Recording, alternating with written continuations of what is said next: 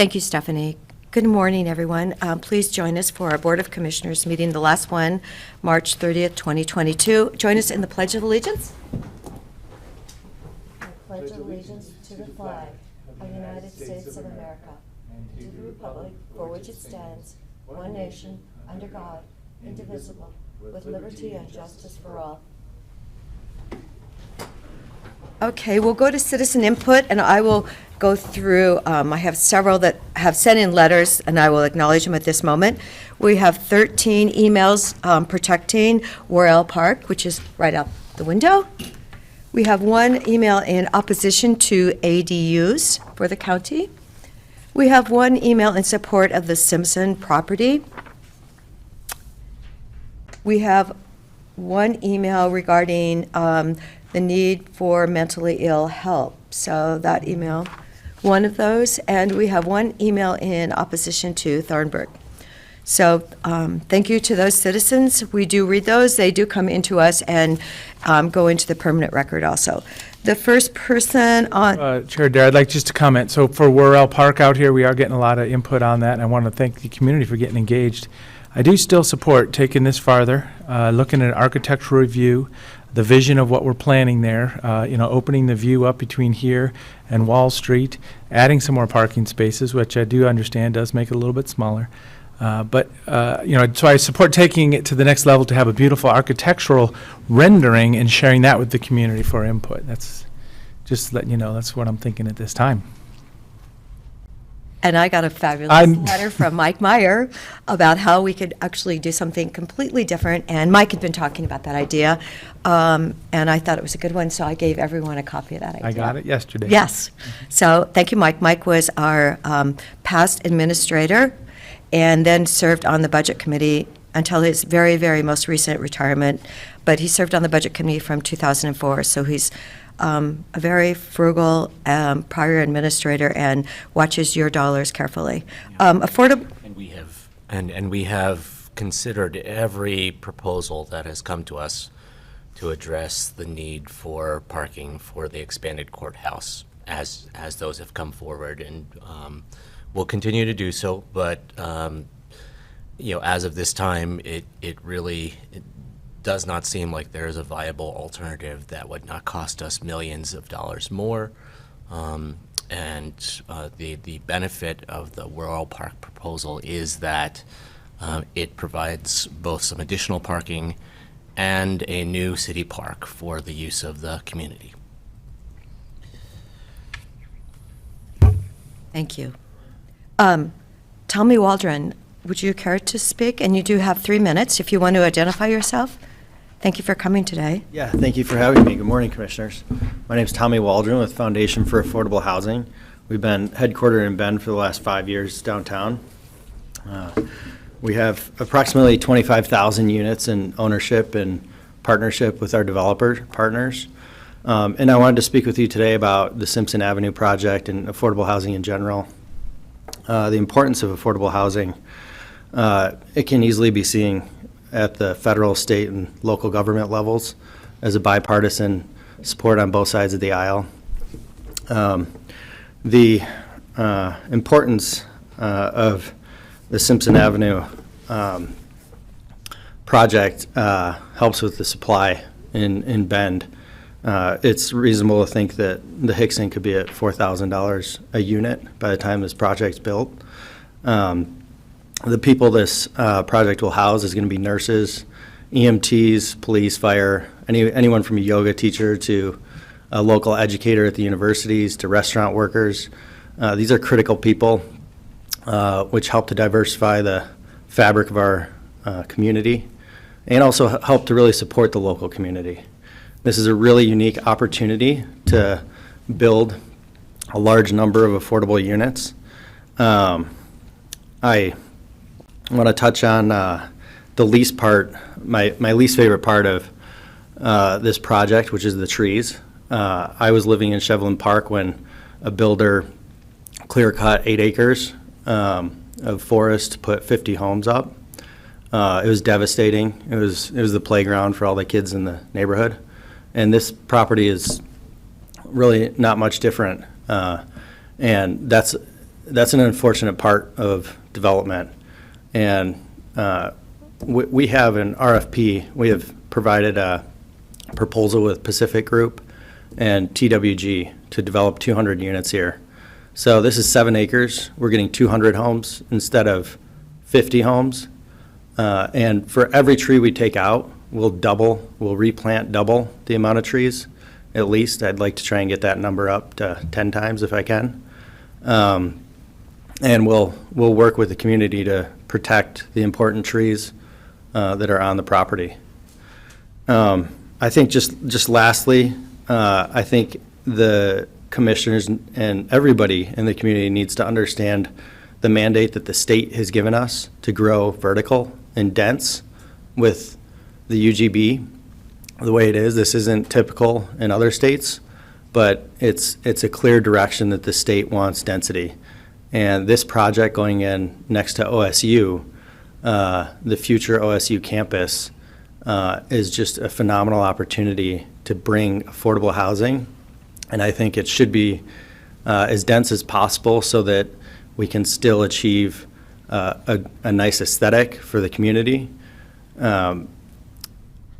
The proposal that we submitted, 200 units, is the sweet spot for getting 4% tax credit financing. Anything under that, really anything under 170 units really risks whether or not it's going to be awarded tax credit funding right now in Bend. I studied this when I was at Georgetown, and my capstone was actually on doing projects in Bend. If you look at the 4% projects getting done, they're all in this 200 unit range. It's because that's the way the funding mechanisms work and will support. So thanks for hearing me out on this, and I hope that you strongly consider our proposal. And either way, moving forward with affordable housing there, I think is critical for the city and the community. Thanks. Thank you, Tommy. One question. You mentioned a foundation for affordable housing. Can you tell me about the organization real quick? Yeah, sure. Foundation was started by Tom and Deb Willard back in the 1980s when LIHTC funding, when the program was actually created. They were founded, they actually were building churches prior to this, and then they moved to Southern California and began doing LIHTC development in partnership with developers. We are a 501c3, so we're the nonprofit partner. And over the course of 30 years, they've just been phenomenal partners to work with, and they've grown up to 25,000 units in 17 states right now, mostly being in California. And I encourage you to check out the website. It's ffah.org to see a video of the Willards. They're officed here with me in Bend. We love Bend. Myself, and I've developed a great relationship with the Pacific Crest guys, John and Rob, who you guys all know. They live very close to where this project's going to happen. The density this project actually could support is 300 units, but really with the guidance of Pacific Crest, it was narrowed down to 200 units so that we could get a 3-story building and make it very aesthetically pleasing. They felt trying to put 300 units here would be too large of buildings and it wouldn't fit within the community. I mean, you guys know they have 3 amazing properties that are all affordable. This property, though, would not be as deeply restricted as their other 3 properties. So this would be more of the workforce housing type of resident. Thank you very much. Yeah, thanks. Thank you. Melanie Keebler, thank you so much for joining us. Councilor Keebler. Good morning. Melanie Keebler, Bend resident, also on the Bend City Council. And I'm here for the same topic as Tommy. Wanted to thank the board for moving forward and putting that piece of property out for affordable housing. It's so important that we maximize our opportunities within our UGB to build those types of projects. And we've set some ambitious goals as a city, and so we're really thankful to hear that you all moved forward on that and are looking to put that out and get a good project there. I really loved everything Tommy said about the details of this type of project. You heard a little bit about how complicated the financing can be for these types of projects where we're actually subsidizing housing so that it can be rented for lower than market rates. It's really important that the project and the partners get as much support from as many partners in government as they can. And so to that end, I would encourage you to think about how you are using this land and whether or not you can discount or even donate the land in order to help with that funding stack that these partners are going to have to figure out in order to make the housing work. I also appreciated Tommy's comments about the trees and the idea that if you compare it to other projects, if we're going to have to remove some trees, let's get the most bang for our buck and get as many homes as we can on that piece of property versus clearing an 8-acre area and then putting 50 not affordable homes on it. So a lot to consider for you all moving forward, but just wanted to express my appreciation that this is a project that you're interested in and are moving forward with, and the city is happy to support however we can in making that happen. Oh, Thank you. gosh, Melanie, thank you so much for joining us today. I appreciate that. Rondo.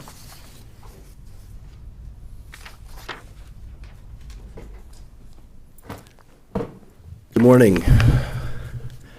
I sometimes forget when I come up here to introduce myself. I'm Rondo. I'm a 32-year resident of Bend and a veteran, U.S. Navy veteran.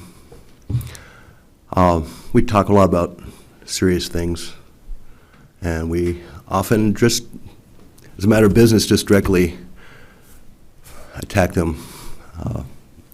And that's sometimes the most honest way. But I have a question that asks a serious question, and I'd like you to consider answering them. I'd actually seriously like to hear a conversation about it.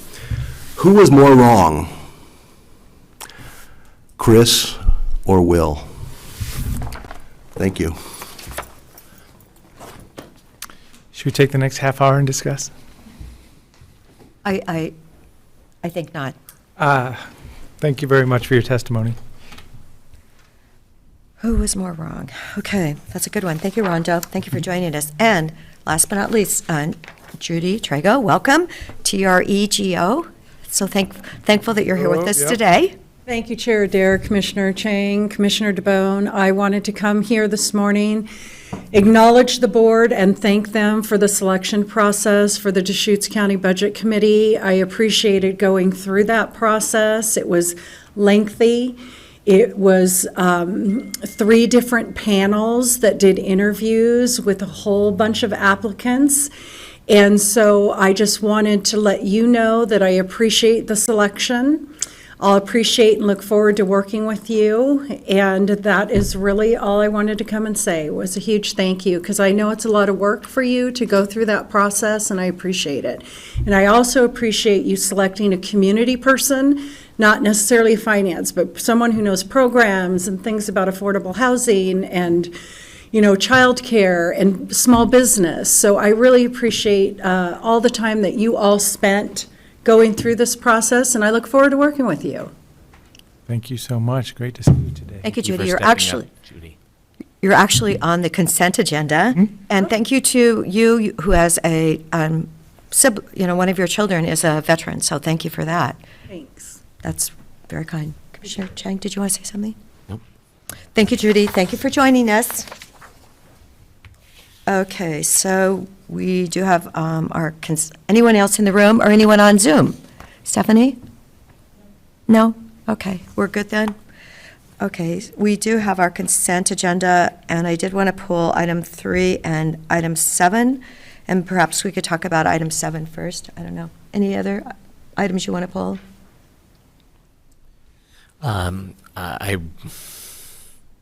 I don't think we necessarily need to pull it, but on item number 5, I did just want to say that I very much support providing land for Mountain Star to be able to set up a child care and relief nursery facility in Lapine to serve South County. I do wish that we could have explored more properties that the county owns and explored a possible donation of land. to accelerate the development of that facility. But this is, this is the parcel that has been negotiated and worked out, and so I'm supportive of moving forward with that. Thank you. Commissioner DeBonne, did you want to say something? Well, so I'll move consent agenda minus items 3 and 7, like you mentioned. Just kind of get into the business of it. Okay, thank you. Second. Okay, and then I'll also make comments in support of, Mountain Star Relief Nursery. It's really exciting. The organization has spread their wings from Bend to Redmond, now back to Lapine. So they'll have 3 locations. Pretty exciting to be able to offer those services in this time. It's a kind of a fair market sale, but that's good that they have the resources to be able to offer, trying to make the economy go around. So just, a little slight different view about the cost of the part. There's 2 parcels there also. So looking forward to hosting them in the community of Lapine. And definitely the growing community of Lapine. Truly, it is growing, and the houses are a bit more affordable in South County. Acknowledging that even Bob Shaw has moved to Lapine. So it's great. We hear the traffic report in the morning, how good the roads are. So that's wonderful. Any further discussion then? Commissioner Chang? Nope. Okay, let's see. Who made the motion? Commissioner DeBonne? I'll vote yes. Commissioner Chang? Yes. And the chair votes yes. So item number 7 is actually thanking Mike Meyer, who we just mentioned, and Bill Anderson, who is moving to Crook County, so he can no longer serve in the position on the board, and acknowledging, thank you, Judy, for attending today, and Jim Pfister. So is there any other comments? Yeah, just acknowledging. So we're saying goodbye to 2 of a 3-person public engagement in our budget committee, and we're welcoming 2. So thank you very much for joining us, Judy. The budget week, a couple days going through the budget from front to back, the proposed budget, it's serious business, but it's the most informative week ever. I remember the first time I sat down during the budget week, and man, I thought I had studied the county and understood it, but once you sit through a week of budgeting, you really get to know where the money's going, why we're doing it, some policy decisions, what's growing and what needs more resources. So very valuable, and thank you to the new members joining us. And the long history of Mike Meyer, very special community member that has been associated with the county since 1978 with Deschutes County. And the amazing thing is that Mike Meyer used to pheasant hunt at my family ranch in Hebner, Oregon. We just kind of found that out one week when we were sitting there together. So, truly, we'll be missing Mike and Bill, too, who's been a wonderful member of the community.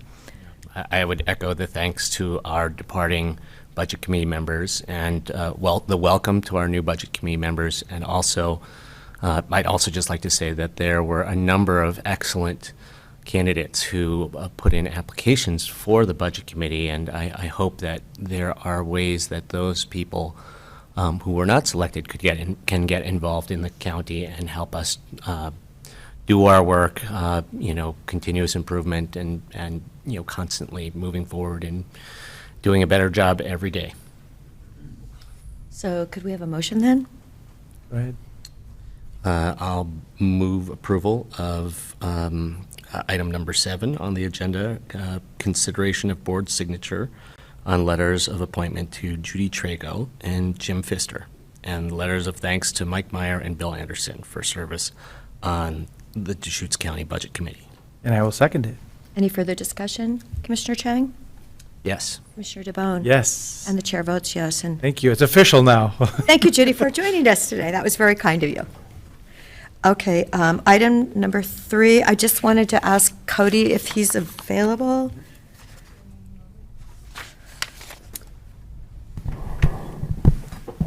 Chris Doty should be available. Oh, Chris, okay, good. Perhaps Cody as well, but I have been coordinating with Chris. There he is. Or Cody. Good. Oh, good, Cody. Morning. Good morning, Cody. You knew I'd have to ask on item number 3, the compensation is $45,000, and it's actually 1/3 of an acre, and I just wondered if there were special reasons why the compensation seemed to be, to me, significant. The offer amount, which this property owner in this case has accepted, was based on the fair market value that was determined by a certified land appraiser. If you might recall back in September when I met with the board and gave the overall summary for all the right-of-way for this project, our estimate at that time for the right-of-way for this property was $42,000. So the actual appraisal came in for the right-of-way dedication as well as a temporary construction easement at a little over $46,000. So, but if you're asking specific questions in terms of the appraiser's determination and report, I don't know if we necessarily would want to get into that in a public meeting. I'd defer to county council on that, but ultimately the short answer is that's how the property appraised. Okay, well, I just wanted to make that into the record, because if it did appraise it that way, because when you calculate, it's 0.34% of an acre. So, it's significantly a very valuable piece of property that we are purchasing for the road. So Dave, is there anything else? No. No, if you wanted to get into the weeds, we'd need to convene an executive session. No, I just wanted to, Transaction. I just thought, when I did my calculation, I went, gosh, and last September was, 7 months ago or something? So, okay, thank you, Cody. Thank you for bringing that up. So can I have a Okay. motion? Sure. So for item number 3, there's 3 documents associated with this. So the purchase agreement, document 2022-285, dedication deed 2022-286, and temporary construction easement 2022-287. That's a motion. Thank you. I'll second, and after we vote, I'd love to ask Cody one more question. Okay. After we vote. Okay. Commissioner DeBonne? Yes. Commissioner Chang? Yes. And the chair votes yes. So Cody, I'm curious, among all of the easement and other purchases, land transactions that need to be completed around the Hunnell Road project, how many is 2? So we were looking at these 2 in comparison, what percentage of the total do these 2 represent, and how do the other ones look? Okay, so there are 12 total right-of-way files for this project. So this is the first 2 of 12. The offers for right-of-way were sent out in early March over the first couple weeks of March. So these came in, just within about a week and a half, 2 weeks after the actual offers were sent out. I have 2 more that have come in since I'll be putting on the consent agenda for the board's meeting for next week. My understanding is I think we're anticipating a couple more will be signing this week. We have a couple more who are, I think, prepared to present us with counter offers for negotiation. And then the remaining files are still considering. We're still waiting to hear back whether they're going to accept or have any kind of counter offer. So I anticipate probably in another couple weeks or so, I'll be coming back to the board in an executive session to talk about those files. But for the most part, yes, as far as we're concerned, everything's moving forward here. We have, property owners are either signing or seriously considering. So. Great, thank you. Thank you, Cody. Thank you for joining us. Absolutely. We appreciate it. We do now have a public hearing for a annexation. And we have our order. Yes, Commissioners, you have before you for consideration Order 2022-017, which would approve an annexation into Rural Fire District Number 2. Mr. Stilson's filed a petition to annex the property into that district. The district has approved the petition. The assessor's office and the county clerk have certified the petition, and community development has reviewed it for consistency with the comprehensive plan. This would be the time to open a public hearing, receive any input or testimony if there is any, and then close the public hearing and take action on the order. Okay, I'm opening the public hearing. Do we have anyone in the room that would like to testify on a annexation to Rural Fire District Number 2? Stephanie, do you see anyone on Zoom? No one? Therefore, I may close the public hearing. I will close the public hearing. Would you like to have any discussion over this issue? Just acknowledging that, yes, pretty non-controversial, being able to add the next parcel into a rural fire protection district helps both parties, so it's a pretty positive situation. Definitely. Commissioner Chang.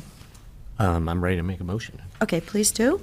I move approval of Order 2022-017, annexation to Rural Fire District Number 2 of the Stilson property. And I will second it. Thank you very much. Any further discussion? Commissioner Chang? Yes. Commissioner DeBonne? Yes. And the chair votes yes. Okay. Anything else we need to do then, Dave? Are we good? You've got it, thank you. Thank you very much. Okay, we have item number 9. Commissioner Yes. Adair? Yes. Before the board is order number 2022-020, appointing me as Deschutes County Treasurer as of April 2nd, so on Saturday this week, in light of Greg Munn, our CFO, Finance Director, Treasurer, resigning effective April 1st. It is my intent to delegate that authority to Wayne Lowry, our prior County Treasurer, Finance Director, and CFO. We have a contract, we have a personal services contract, and much thanks to Dave both for helping with that contract as well as with this order. We have that in place now, and it was effective yesterday. So beginning on April 2nd, I'll delegate that authority to Wayne. I'll coordinate with Dave on what that delegation authority looks like, what that formal process is. But in any event, I'm happy to answer any questions. The order is before you this morning for your consideration. Well, we're very thankful that Wayne Lowry lives in Deschutes County, and it's really outstanding of him to come back and help us out at this time. So thank you, Wayne. We really appreciate it. How many years was Wayne with the county? About 5. Yeah. 5? I know. He was really, a great finance director. So thank you for coming back. And maybe he can help us find another great new finance director. Yes. That's the plan. Yes. So I'll make that motion for board signature of order number 2022-020, appointing Nick Lilac Deschutes County Treasurer.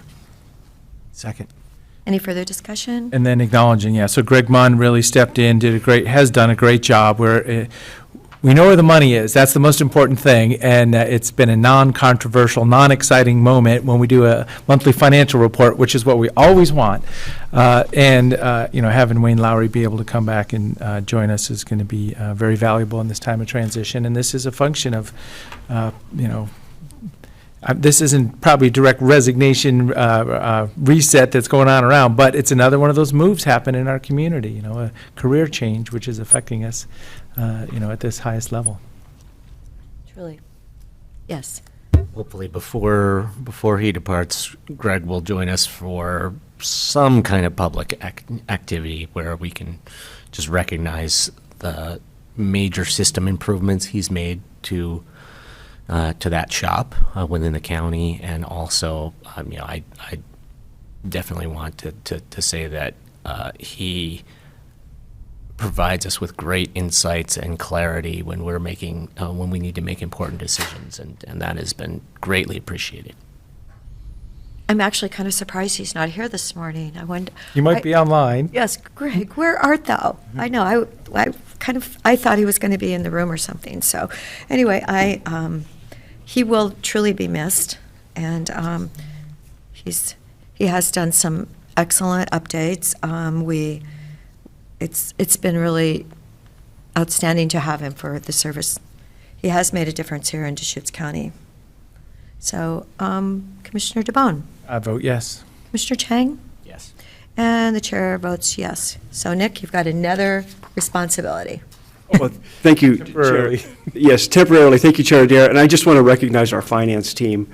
Yesterday in an interview with the Bulletin, they asked if we anticipated any challenges, and I said both because Wayne is returning, as well as, and this part didn't make the newspaper, but that's okay. But I just want to really recognize our really strong finance team. They're just outstanding. They're committed, and will continue to provide great service to us.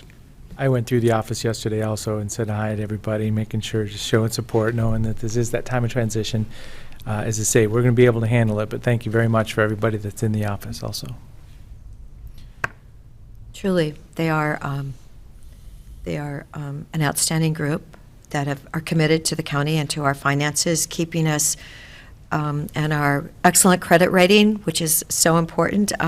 They do a lot of things, and then I'm also thankful that Wayne will come back for our budget, because that will be a 4-day process before Memorial Day weekend. We moved it. It actually got to move up ahead of Memorial Day weekend, and I think it's a challenging time. We're talking about spending taxpayer money, so.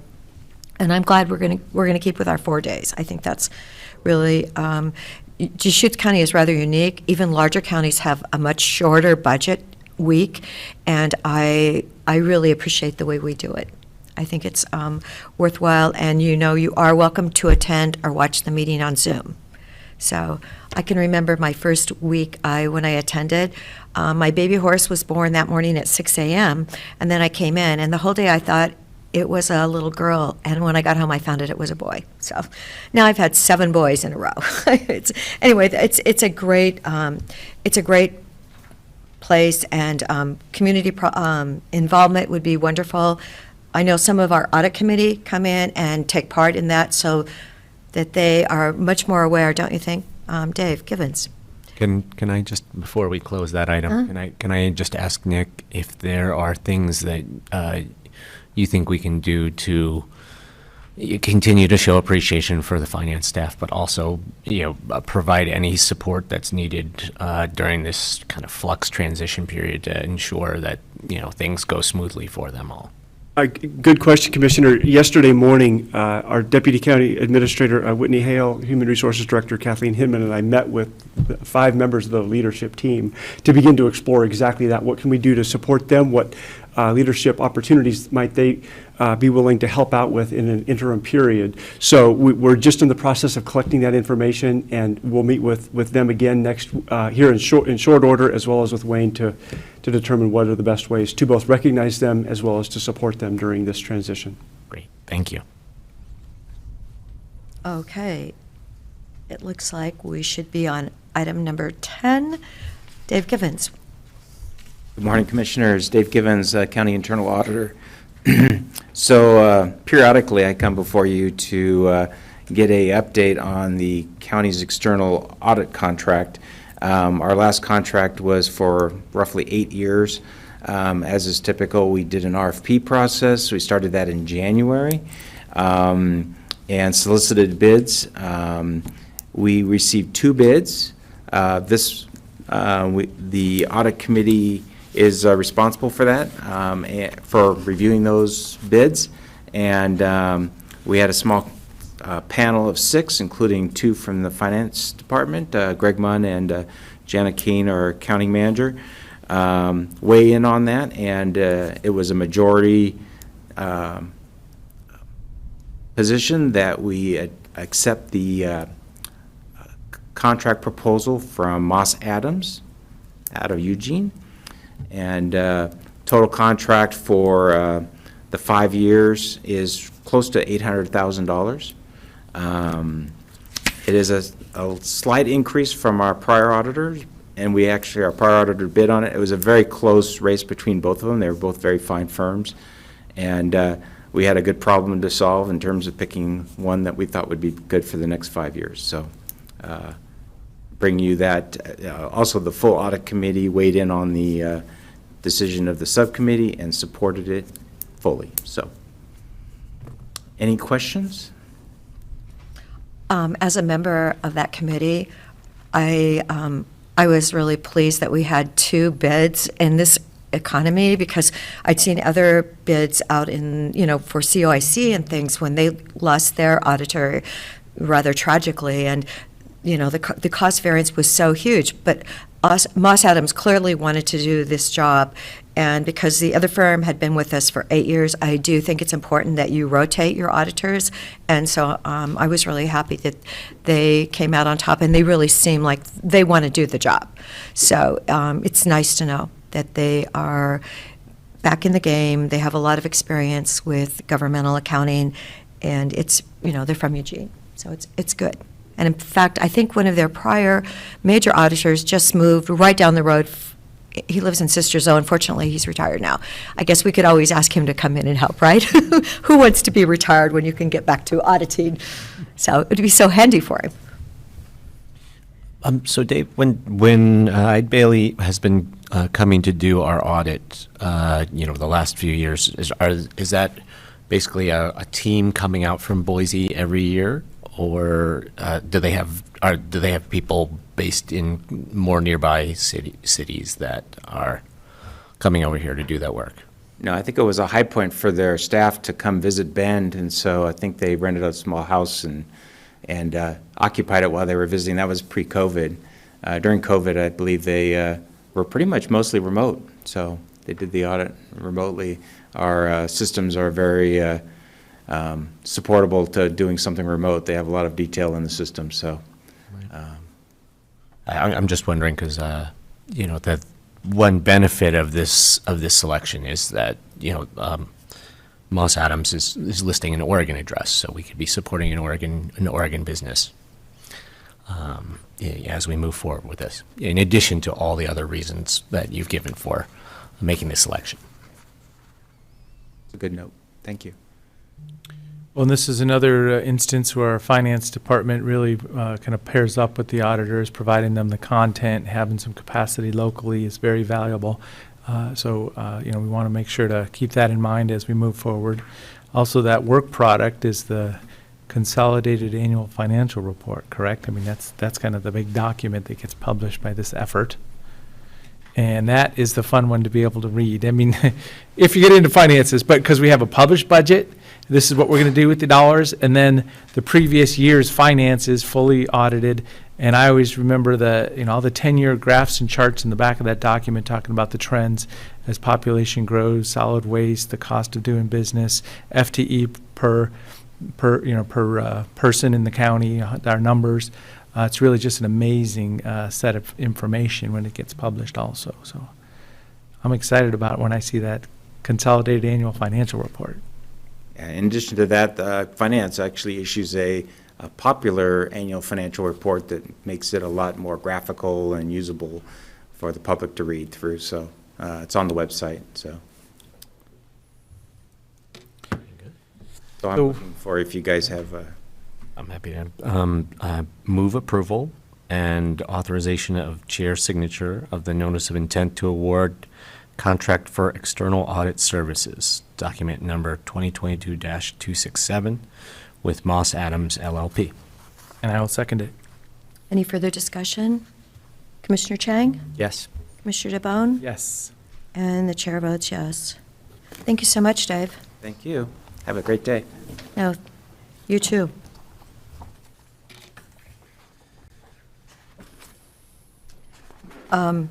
Yes. Tarek, thank you for joining us this morning. Absolutely, yeah. Good morning. For the record, Tarek Rawlings. I'm an associate planner with the Community Development Department. And before you this morning is consideration of the first reading of 2 ordinances associated with the Central Oregon Irrigation District's request for a plan amendment zone change. This is following the board's deliberations on March 2nd, where you had motioned for an approval adopting the hearings officer's decision, which had recommended approval of that plan amendment zone change request. And so this is both of these ordinances, both 2022-001 and 2022-002, incorporate that hearings officer's decision by reference. It includes exhibits related to the different map changes and the text changes that are associated with that request. And I'm here for any kind of questions, I suppose, or any comments you might have right now, but if you didn't have any, or if we were moving to any kind of a motion, I would recommend move to an approval and signature of both those listed ordinances. So I'm available for any questions you might have. By title only? Be title only, it's first reading. There's no emergency clause, right? Correct, yep. I think we've discussed this proposal in depth in previous meetings. I would just say that I still believe that this is exactly the right kind of property to be considering this rezone on, sitting immediately adjacent to the City of Bend's UGB, and also providing, an opportunity to take a agriculturally zoned parcel that has poor soils and no water rights and has never been farmed in the past, and put it to potentially better use. I know that the application is not to take all the steps to inclusion in the UGB, but my hope will be that this piece of land becomes a prime candidate for inclusion in the next urban growth boundary expansion for the City of Bend.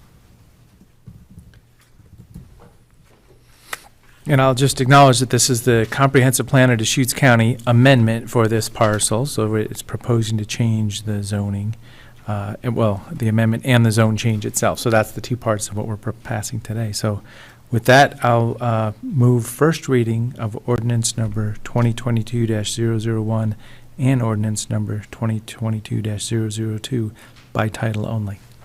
Second. Any other discussion? Commissioner DeBonne? Yes. Commissioner Chang? Yes. And the chair votes yes. Thank you very much, Commissioners. Now you And I need to read the title. read the title.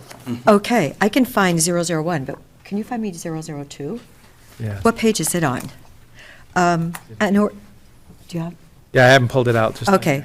Okay, an ordinance amending Deschutes County Code Title 23, the Deschutes County Comprehensive Plan to change the comprehensive plan map designation for certain property from agricultural to rural residential exception area and prescribing an effective date on the 90th day after the date of adoption.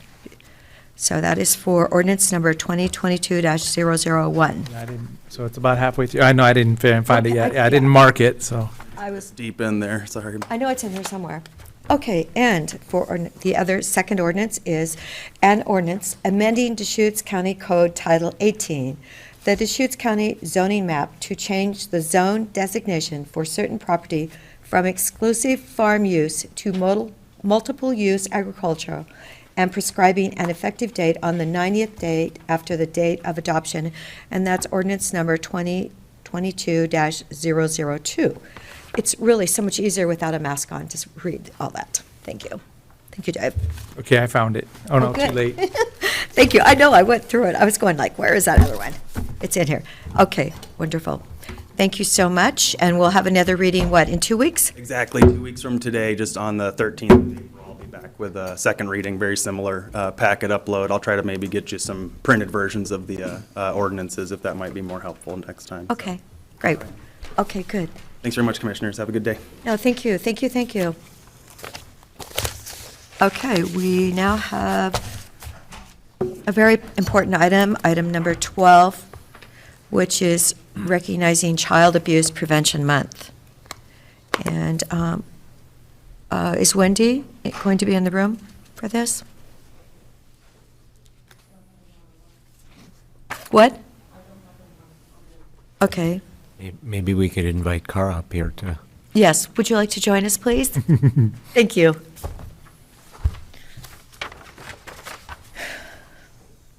Hello, Commissioners. Thank you for all of the call-outs earlier. Mountain Star is really excited to be in La Pine and to start our work there.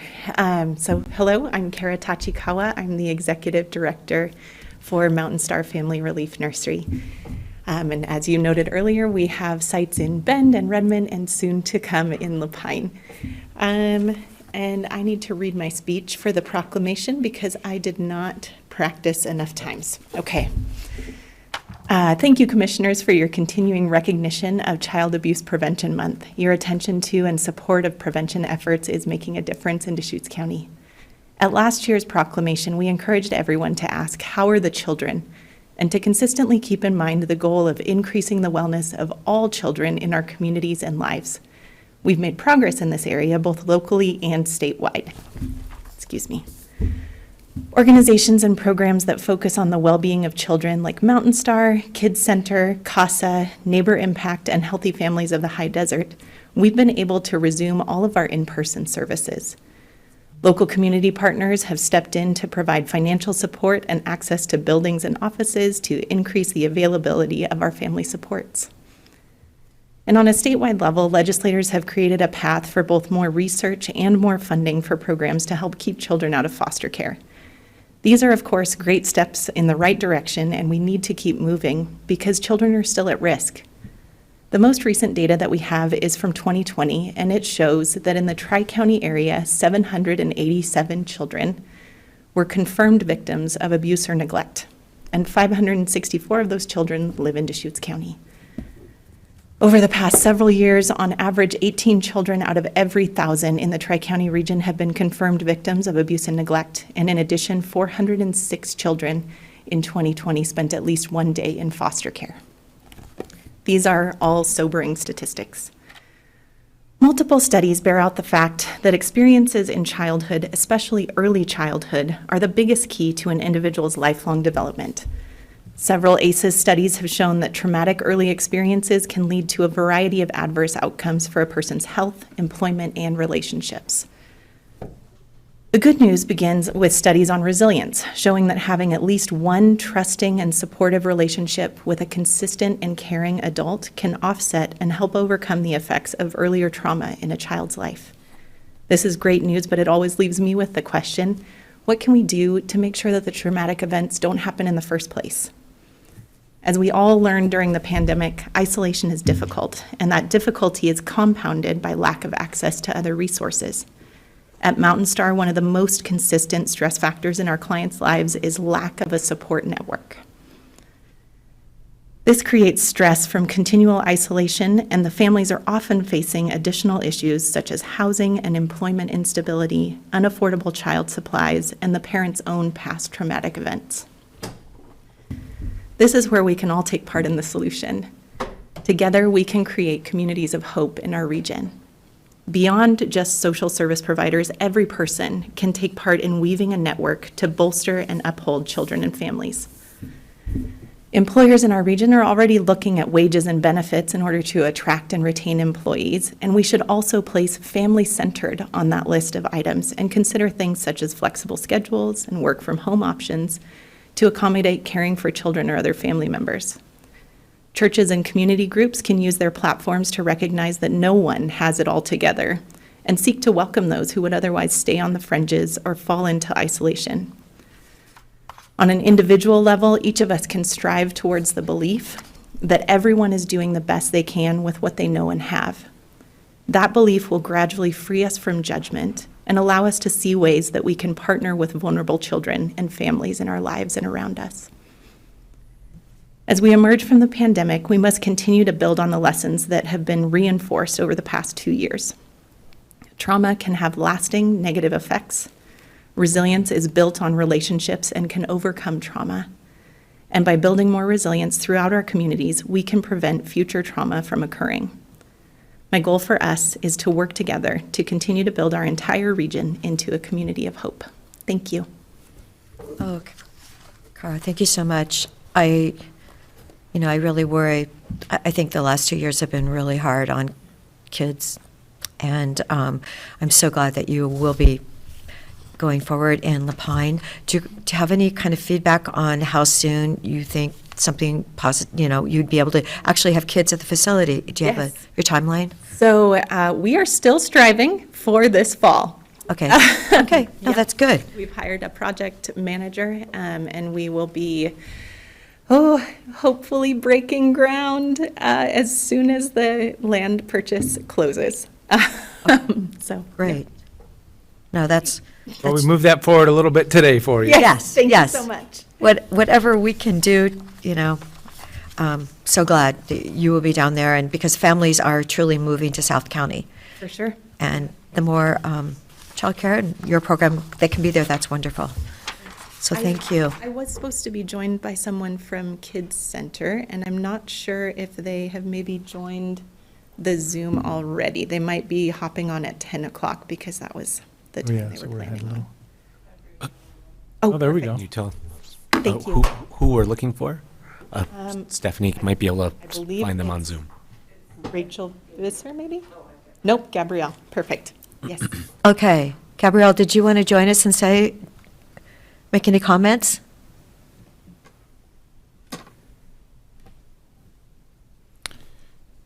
Yes, some days our timeline is not quite, it's always better. We're a little ahead, but that's That's a miracle. for you, yep. Yeah, it's a miracle. You're ahead. Okay, well, I'm totally just signing on. My apologies. I was not, I didn't hear what. So Cara was able to introduce and read her statement just now. So we're kind of halfway in the middle of it. So you get to join us and make any comments from Kids Center point of view, and we'll be reading the proclamation following your comments. Well, wonderful. Well, Kids Center's the Tri-Counties Child Advocacy Center, serving Crook, Jefferson, and Deschutes. We've provided over 25 years of prevention, evaluation, and treatment. I guess I should introduce myself. My name is Gabrielle Allender, and I'm the Director of Client Programs and Prevention here at Kids Center. We provide 4 key services to families, including evaluation, which includes a medical exam and forensic interview, family advocacy, therapy, and prevention. Kids Center and Mountain Star Family Relief Nursery have partnered together to lead Central Oregon's participation in April's National Child Abuse Prevention Month for many, many years now. And we brought this campaign to the Tri-County area in 2005. Each year, well, I should say, Kara, were you able to share what the Blue Ribbon Campaign is for those that are unaware? She didn't. Not yet. So go ahead. Okay. So the Blue Ribbon Campaign began in 1989, when Bonnie Finney of Virginia lost her 3-year-old grandson at the hands of her daughter's abusive partner. And at that time, Bonnie tied blue ribbons to her car, which symbolized the blue of her grandson's bruises, and encouraged the community to do so. So since then, it's kind of grown into a national campaign, and Kids Center started participating in 1998. So this year, we're asking all adults to speak up and save a child. And you can do that in many, many different ways. One is truly just be aware and know that this is a pretty significant issue in our community and remains so. In this past year, 2021, 1,576 children and adults were directly served through Kids Center programs. And we completed 345 child abuse evaluations, which was an increase from 2020, where we completed 288. It's important to know that at least 90% of victims who are abused by at least 90% of victims who are abused by somebody that they know. So it's typically a family member or a really close friend, not a stranger. And it's also, I think, really important to know that typically children report their abuse 3 times to adults before an adult reports it to an authority. So that's where we're really asking everyone to really listen and to speak up. Another way to participate is to be educated. We have multiple opportunities, including a safe and sound email campaign, which you can register through the Kids Center website. We've created really 3 weeks worth of virtual prevention tips and guidelines and activities that will be delivered right to your inbox. And these can really be shared with your sphere of influence. Learn how to minimize the opportunity for abuse, recognize the signs of potential abuse, sign up for a Kids Center training, learn the myths, the facts. That all can be done on our website. And talk about child abuse and prevention to children and adults. Talk to family, neighbors, and friends to raise awareness. And visit both Kids Center and Mountain Star's website to read both of our newsletters. Which again kind of discusses various myths and facts, and also lays out some various activities for the month of April. Kids Center is putting on an event in the Tri-County area, one in Jefferson, Crook, and here in Deschutes, called Communities for Kids. And this is an event that that really connects families and children with resources that can help support them become strong, thriving families, include various fun games, activities, video booths, and we'll have our prevention materials as well. And lastly, have the courage to report. Oregon statewide hotline is 855-503-SAFE. So let's all make that commitment to come together, be aware, learn, and truly be present for the month of April, especially, and beyond. Gabrielle, could you repeat that number again? Yeah, it's for so people, in case they didn't get it all, because you were just saying that your evaluations went up 20% from 20 to 21, so that's incredibly significant. Yeah. Yes, the Oregon statewide hotline is 855-503-SAFE 7233. Oh, thank you for doing that. That always helps people. Is that still the same number where you can report elder abuse too? So do both of those calls go to that number? I don't think so. I think this is the child abuse reporting hotline. Yes. Thank you so much for that. Thank you for joining us. Yeah, I just wanted to thank Gabrielle and thank Cara for your statements this morning, for the work that you do every day to prevent life-changing trauma to our kids. Yeah, thank you for having us. So, do we have a motion for to read the proclamation then? We could read it and then move afterwards. Okay, all right. Do you want to do the first three paragraphs? Sure, I'll start. This is a proclamation before the Board of Commissioners of Deschutes County declaring April 2022 Child Abuse Prevention Month. Whereas there were over 2,140 reports of child abuse and neglect in Central Oregon last year. Is that the correct number as of today? 2,140. Yes, those remain the Okay, statistics. making sure. Whereas we all have responsibility as individuals, neighbors, community members, and citizens of Central Oregon to help create healthy, safe, nurturing experiences for children, and whereas safe and healthy childhoods help produce confident and successful adults. Okay, whereas child abuse and neglect often occur when people find themselves in stressful situations without community resources and don't know how to cope, and whereas the majority of child abuse and neglect cases stem from situations and conditions that are preventable with the support of an engaged community, and whereas child abuse and neglect can be reduced by making sure that families have the support and access to services they need to raise their children in a healthy environment. And, Commissioner Chang, go ahead. Whereas child abuse and neglect not only directly harm children, but the trauma can also increase the likelihood of criminal behavior, substance abuse, health problems such as heart disease and obesity, and poor academic outcomes.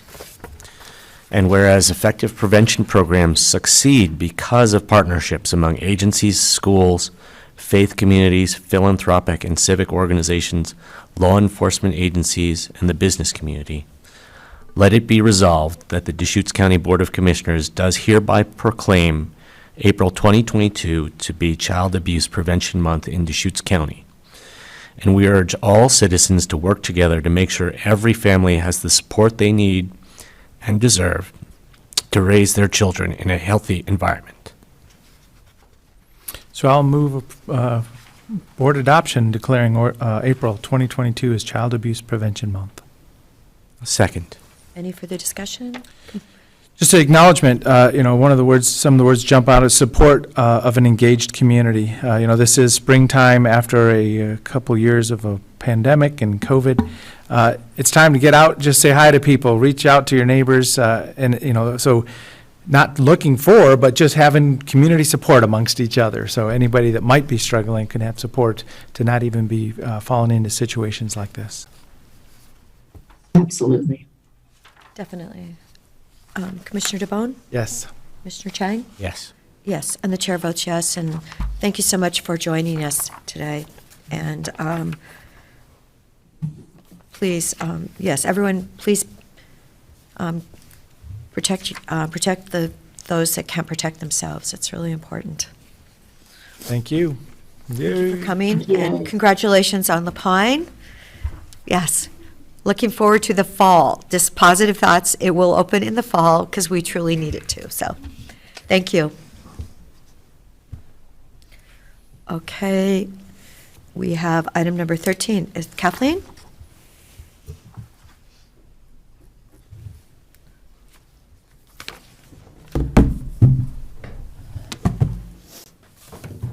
Good morning, Commissioners. Kathleen Hinman, Human Resources Director, for the record. Today we have before you consideration of a board order to add to recognize Juneteenth as a Deschutes County holiday. So just a little bit of information. Juneteenth has been celebrated since 1866 as the annual holiday commemorating the end of slavery in the United States in 1865. It represents a critical turning point in American history. It's the day that we as a people finally began to live up to one of the greatest principles of this nation devoted to liberty for all. It has gained renewed interest in the nation as the nation works to mend race relations in America. It serves as a reminder of the freedoms that are yet to be reached by people of color and as opportunity for us to address those inequities that afflict our communities. Following the revival of Juneteenth during the Civil Rights Movement in 1980, Texas became the first state to recognize Juneteenth as an official state holiday. Since then, at least 44 other states and the District of Columbia have followed suit. In June of 2021, Oregon's governor signed a bill making June 19th an official state holiday, and with recognition of the holiday by the federal government at that same time. So on behalf of county leadership, it is with honor that staff recommends consideration of board signature and order number 2022-019, recognizing Juneteenth as a Deschutes County holiday, consistent with section 10.070 of the Deschutes County HR Personnel Rules. Thank you, Kathleen. Thank you for bringing this to us in March so that I know last year we didn't have enough time to actually adopt it at that moment in time. So it's good that it's on our docket today. So any discussion? I'd just say that I'm very proud that our county is prepared to recognize Juneteenth as a holiday. We do not, up to now, have an opportunity to formally recognize the end of slavery in the United States. And this is a very important opportunity for us. So, yeah, an exciting moment, kind of aligning with state and federal efforts here. There still is one country, the United States of America, one flag that we do the pledge at the beginning of our meeting, one Constitution for the United States of America. So, this is a very inclusive statement saying let's not live in the past, but work forwards for a more inclusive and fair community, obviously. So it's exciting to be able to, just align ourselves with the efforts and make sure everybody understands we're on board. Okay. Is there a motion? I move approval and board signature of order number 2022-019, recognizing Juneteenth as a paid Deschutes County holiday consistent with section 10.070 of the Deschutes County HR Personnel Rules. And I'll second it. Is there any further discussion? Commissioner Chang? Yes. Commissioner DeBonne? Yes. And the chair votes yes. So thank you for timely getting this to us, and I'm happy that we were able to approve it today with unanimous vote. And just looking at the date, I was thinking, we'll set this up for next fiscal year, but if we did that, it'd be like the week before, so we're acknowledging it for this year, this calendar year. Thank you, Commissioners. Thank you. Okay, let's now go to other items. We can do that now because we have that moment. I guess I could bring up the COVA meeting that Nick and I attended yesterday with Greg Munn and talked about what the travel industry is facing. It's quite interesting. Some things are as busy as last year. Some things are not quite as busy. It was a cross-section, and then we were also talking about the county's relationship with COVA, which is the Central Oregon Veterans Association. So they are now in the process of, they had actually 300 applications for one position for COVA. Did you hear, I don't know if you were on the call at that moment in time, but yes, Julia had 300 applications for this one job. And I said, Julia, any of those extra people, you can send them our way. So 911. Yeah, I know. I couldn't believe it. So, yeah, they were, the community was actually saying that they are seeing a few more job applicants now. So that's good. And it was a good meeting. Commissioner, I think the Visitors Association, I think you mentioned Veterans Association. Oh, I'm sorry. Yeah, that's Visitors. okay. Oh, my gosh. Well, yesterday was the anniversary of the Vietnam War. So, yeah. So, yes. COVA, yes. Yes. COVA. Anyway, thank you for clarifying that, Nick. Is there anything you wanted to add about the meeting then? The COVA also talked about establishing a reserve fund policy. We've talked about how important that is as our transient room tax continues to increase, and we're talking about amending our contract with the organization to establish one piece for the base operations and then maybe another piece for additional revenue that exceeds their base operations. So those conversations are ongoing, very positive. And part of that is to make sure that the organization does have an adequate reserve fund policy going forward, just given that we live in a dynamic economy in Central Oregon, and we want to make sure that they sustain their operations through those down periods when we do experience them. And that's when you'll need the money to spend it so that you can bring, if there is truly a downturn. And I have been talking about a reserve for over a year, so I think it's going to happen now. So this is good. Yeah, I thought it was a positive meeting. And I believe, yes. There are sort of a batch of letters of support that are coming in from various directions in the last day or two, and I think Whitney has some of that in hand. Literally things that have come in since Monday. When during our last meeting, that it would be great if we had a chance to consider signing on to. Sure. Go ahead, Whitney. Thank you, Commissioner Adair. Yes, staff has a few draft letters of support for board consideration, as well as a few follow-ups on the letters that we discussed on Monday. So I'll go ahead and pass these out and then walk through these requests if that works for the board. Sure.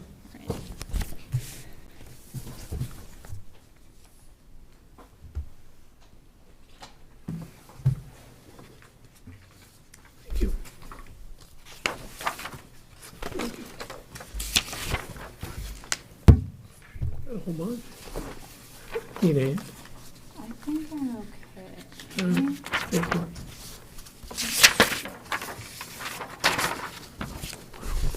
Lunch.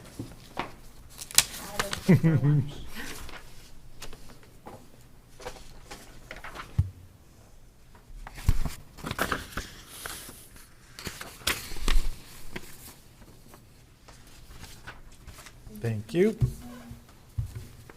Or I can send them down, and then you don't have to go running back and forth. Whitney's working on her 10,000 steps today, I'm sure. There you go. We're just typing quickly. It's happening in real time.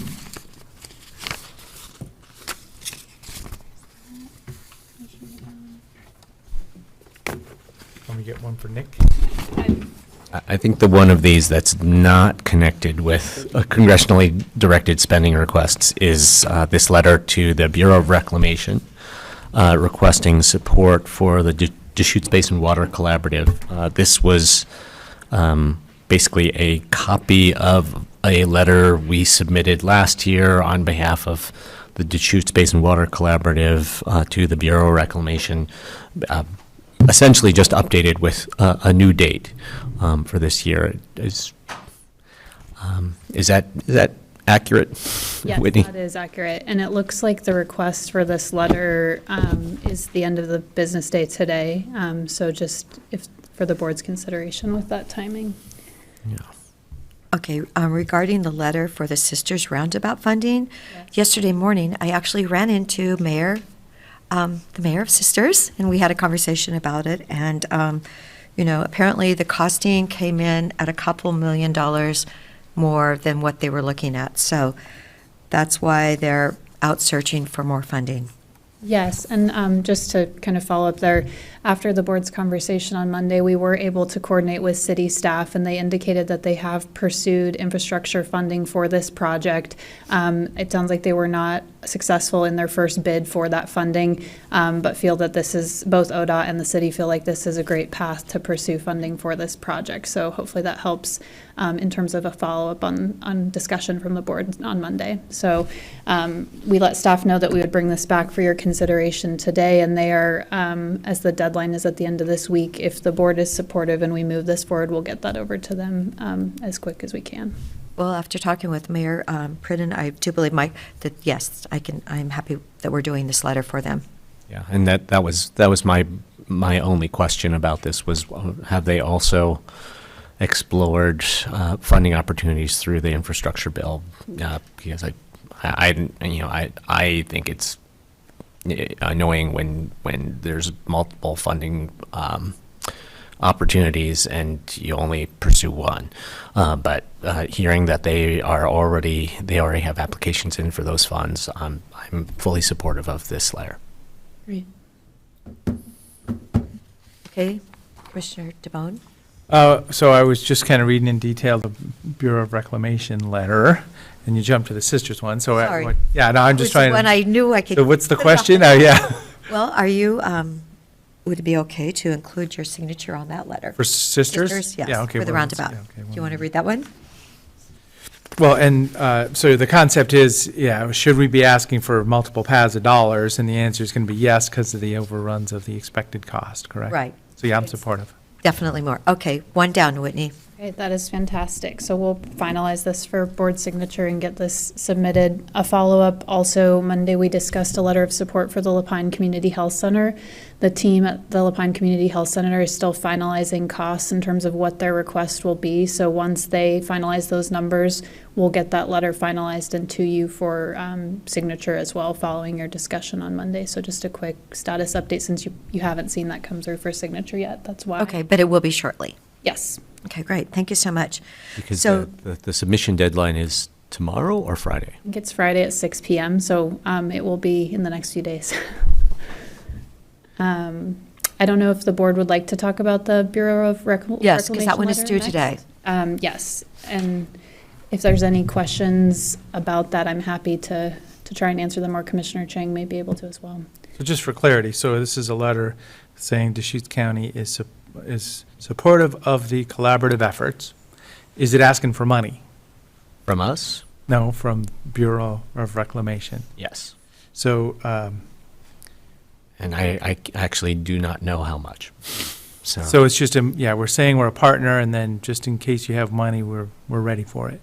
I mean, It's this the is concept. I think this is their cooperative watershed management program is an annual program. Yeah, but we don't know how much, so. I don't. Just I a don't positive know. statement showing we're all working together. Yeah. The letter we did last year was on, I think, January 12th or something like that. I had been on the board. I had been sworn in like 8 or 9 days earlier. So since I am the board member who's assigned as the liaison to the Deschutes Basin Water Collaborative, they reached out to me, but I basically just I'm supportive, yeah. I'm going on the assumption that we supported it last year when I was brand new and I didn't actually know what this was about, but we It's would good to want to get our, support it again. you know, we haven't seen the rains or the water, and it's a drought conditions. We do have an effort, everybody's working together best we can right now. So this, I'm very much in support of, you know, Yes. getting our name out there and, you know, showing support for our collaborative efforts. So it sounds like it is unanimous support then for this letter, Whitney, that is due today. I mean, I would just say that within this framework of the Deschutes Basin Water Collaborative is the most, I would say the most important drought resiliency work that's happening in the basin. You know, we hear a lot from people who are concerned about domestic or urban municipal type water uses, particularly when we're reviewing certain kinds of land use applications or appeals on projects. But the work that's being done to pipe canals, the work that's being done to implement on-farm efficiency, those are the areas where we can save tens of thousands of acre feet of water per year that can then help to ensure that, you know, farmers with junior water rights, the river, and, you know, and municipal users all have adequate supply to do their thing. I was communicating with the gentleman up by Smith Rock State Park, or Smith Rock Road, I guess, and he pointed out that, you know, part of their system is piped, but part of it isn't. So now they're in a spot where there's tailwaters from some fields going across other fields where they can't control it. So he's got pressurized water on one field, but the neighbor doesn't. And, you know, this time of transition is even challenging. You know, as we're doing these improvements or offering these improvements where possible, it just changes, you know, the historical farming practices even. So just something I learned recently. Isn't COID still 27% flood irrigated? I know it's dropped. Yeah, but as I say, as some properties are and some aren't, you know, can affect, But as I then say, the flooding. The other problem is, though, the canals used to have the seepage. So then that was, you know, and the wildlife used to drink out of them. So, you know, there's, you know, you Time do of one transition, thing even though and we're then you doing do something else, and where do they drink? So. Fantastic. Thank you, Commissioners. And then the last two letters for your consideration that are tied to congressionally directed spending requests came through from the City of Bend for your consideration. These are tied to two projects, the Ferguson Sewer Project and a land acquisition project. The city will be seeking $2 million in congressionally designated funds to facilitate completion of the sewer project in Southeast Bend. And the affordable housing request that they're planning to submit is for $3 million to acquire a parcel of land for the development of affordable housing in partnership with Housing Works. So these letters are for your consideration, and we do have some background material from city staff should the board have questions about these draft letters of support.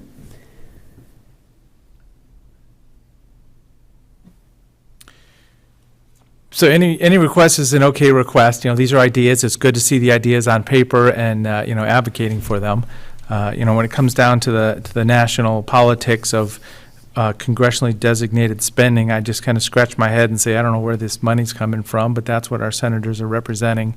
You know, there's been a lot of funding packages coming through from COVID and infrastructure, and now this is other, you know, dollars for specific projects, which is just kind of makes you wonder what the big picture looks like. You know, when you see the big rescue packages, it's our, you know, our next generation's debt. But as I say, I mean, if the senators have ideas how they can get us money, how can you say no? That's the problem, isn't it? When you see inflation at 10% and you see interest rates are going to be bumped up 6 times this year, and our $30 trillion, that bump in interest rate is going to be so impactful on our nation's debt. So, yeah, truly we need some balance in our world. And I know that Southeast Bend truly needs their sewer system upgrade. So, and a lot of that community, it was the costs were incredibly out of reach. Well, as I say, I mean, if we have a spreadsheet of community needs, then line items and costs, there's no downside into that, which is kind of this process. We're putting ideas into a portal saying, you know, if we had money for this, this would be the good things we could do with it. So there's no downside in that. As I say, we need businesses, people working, taxes being paid, and slow down on the national debt. But that's the politics of it. That's all. Definitely. Yeah, and it's very unfortunate that over the course of the 20th century, the federal government incurred so much debt, and got our nation to a point where we're carrying a substantial load, and at the same time, that doesn't mean that strategic and critical infrastructure investments aren't important for our community, and that some of that responsibility isn't with the federal government, which I speak to builders and developers on a regular basis who are concerned about system development charges. And, they say, well, if we could just make those system development charges go away, or you could waive them, then we could build a lot more, housing. What I say back to them is, well, that's basically the way it was in the 19th and 20th centuries, that, the vast majority of the municipal infrastructure that exists in our nation was built with federal funding, not local funding. And it was when that federal funding started to dry up that we needed to start looking at things like system development charges more seriously. So I guess I would just say that good investments in infrastructure are strategically important to make, and are what guarantees or secures or creates opportunity for our future economic growth and development, and that is how we end up paying taxes. So I see these kinds of congressionally designated spending requests as an excellent opportunity to capture federal investment that will help us grow the tax base so that we can catch up on our debt loads for the nation. And I guess the other thing I would say is these two requests from the city of Bend, I've told representatives from the city that I will be happy to send individual letters in support of, regardless of what the feeling or sentiment of the board is, the full board is on congressionally directed spending program, the earmarks. So if you're welcome today to join me on these letters, or I'd be happy to just send them as individual letters. Whitney, just to confirm, you said that the letter of support for the land acquisition is for $3 million, and that's with Housing Works, correct? Correct. Okay, all right. And the Ferguson Sewer Project, they're asking for $2 million? Correct. And would that $2 million complete the project? Yes, it looks like the $2 million will facilitate completion of the project. The total project cost estimate is $6.5 million. Okay, all right. I can sign both of those letters if that's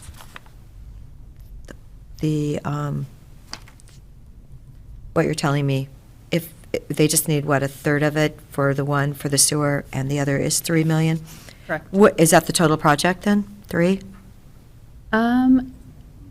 It says the $3 million would be to acquire the parcel for development, and it doesn't mention additional project cost in this one pager that I'm seeing. I'm also happy to, I'm not seeing additional cost associated with that project listed here. So I'll move approval of letter of support for City of Bend's Ferguson Sewer Project. Second. Further discussion? Commissioner DeBonne? Yes. Commissioner Chang? Yes. And the chair votes yes.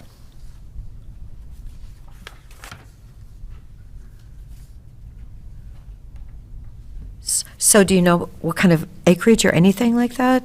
Are there any details that are available? Yeah, what might be helpful on the land acquisition project, Commissioner, is we can print you this fact sheet. The board could take a look at it over your lunch recess, and we could come back to you with this letter after that, after you've had a chance to read through it. I'm happy to verbally give you the highlights, but it might just be helpful for you to take Right. a glance at this. The board got a little ahead of schedule, so I didn't fully have everything kind of ran down here quickly, but I'm happy to get this ready for you and come back to you at the end of the day as a follow-up to this one, if that works. Okay, that would be excellent. Great, thank you. Thanks. Thank you, Whitney. Yep. Yeah, don't run down the stairs too fast. Okay, I believe we have Christy Bollinger in the room. Christy, do you want to make your presentation? So we have an opportunity to talk about the RFP Right. for Simpson Avenue at this time? Yes. We were going to do that before lunch.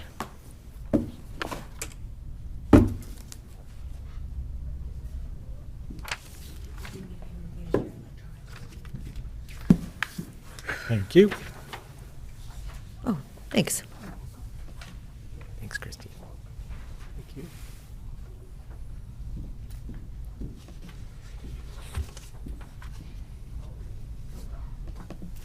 Good morning, Commissioners. For the record, Christy Bollinger, Deschutes County Property Management.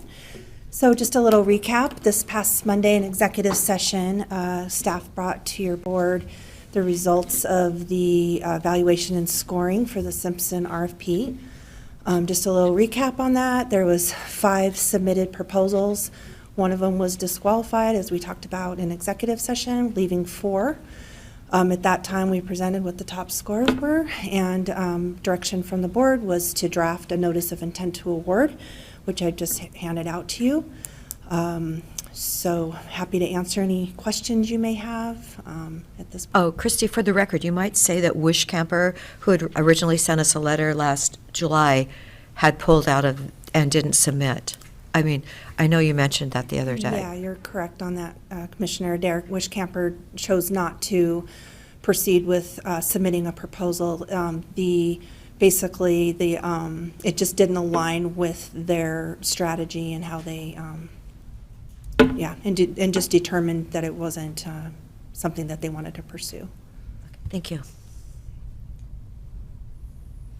So yeah, we have scoring results from our review, and we were able to compare notes in executive session previously. So we've been provided information on this topic, and there's multiple applicants proposing some pretty impressive projects here, different amounts, different dollar amounts, total number of units also. Yeah. Yeah, I would just say that from my perspective, the county has a responsibility to use these lands for the greatest benefit for the people of Deschutes County. And in my book, those responsibilities break down in 3 ways. First, we have a desperate need for affordable housing in our community for our workforce. Because people who live in Bend or live in Deschutes County, people who work in Bend or people who work in Deschutes County should have the opportunity to live there as well. We also have a responsibility to use the county's resources, in this case, a piece of land, to keep the county on a sound fiscal footing. So there was an interest in getting some amount of return from this property. And the third important responsibility I think that we have is to do everything that we can to maintain or enhance the quality of life for the people in the near vicinity of that property on Simpson. And I will just say that the recommendation or the scoring from our review committee, I think, puts forward a project that does an excellent job of balancing those 3 responsibilities for affordable housing, for sound fiscal use of county resources, and for maintaining the quality of life for our citizens who live in that neighborhood. So I'm I am very supportive of moving forward with the recommendation from the committee. And I want to acknowledge that that project that does have the highest scoring, the core housing work project, actually has 30 cottages which will be owned. And so that's 27% of the total number of, between the apartments and the cottages. And I just think that's really significant. That's giving people an opportunity to own something. And I think it's great for families. So I felt like they really were incredibly respectful of the trees, the landscaping. They seem to, they have an excellent program in the city of Bend, and I'm really happy that they came out on top. So yeah, acknowledging Housing Works and Core Community Land Trust as the successful applicant from scoring, and I support that also. It does take, and do different things on the different sections of this. Also, parking and the cottage-type living, plus some, I think, 3-story buildings with parking on the other areas. So I'm very sensitive to the community. I want to thank everyone that in the community that got engaged, saw what's being discussed here, what the RFP means for their neighborhood. This property was rezoned from public facilities because it was like the remainder from the landfill parcel many years ago to multifamily in the process of their Bend Urban Growth Boundary and Comprehensive Plan update years ago now. So it's been zoned this for many years, and it's just the time to be able to put it out there on the market. When we did put it on the market, the concept was, well, let's just offer it out there for the current zone. It's all a function of dollars, but design ideas also. So I want to thank the review committee for being so professional in this. And, it's been kind of quiet for the neighborhood also. I know it's frustrating when you see something being proposed. It was that moment where it wasn't really time to go, try to have a community meeting as an elected official on this subject, but I'm available after this. So. And, along those lines, there were a number of requests from neighbors of this property for us to pull back the request for proposal and reissue it with more design criteria that would have addressed some of their neighborly concerns about this property. And I specifically just wanted to say that while I appreciate those concerns, number one, I feel like this proposal does a very good job of balancing a whole range of concerns, including maintaining quality of life for the community, and also that it's urgent to move forward with an award of this property now, because if we do not, some of these applicants will miss an opportunity to participate in the state's next funding cycle for affordable housing projects, which they may have to wait another 12 to 18 months to participate in again. And these affordable housing projects are extremely complicated to put together, and we cannot afford to have our affordable housing organizations miss a chance at that one critical piece of their capital stack to make these projects move forward as fast as possible. And it will be deed restricted? Correct. Being that it would be designated for affordable housing, it will have one level of deed restriction on there, so it can only be used for that purpose. Great. Thank you so much.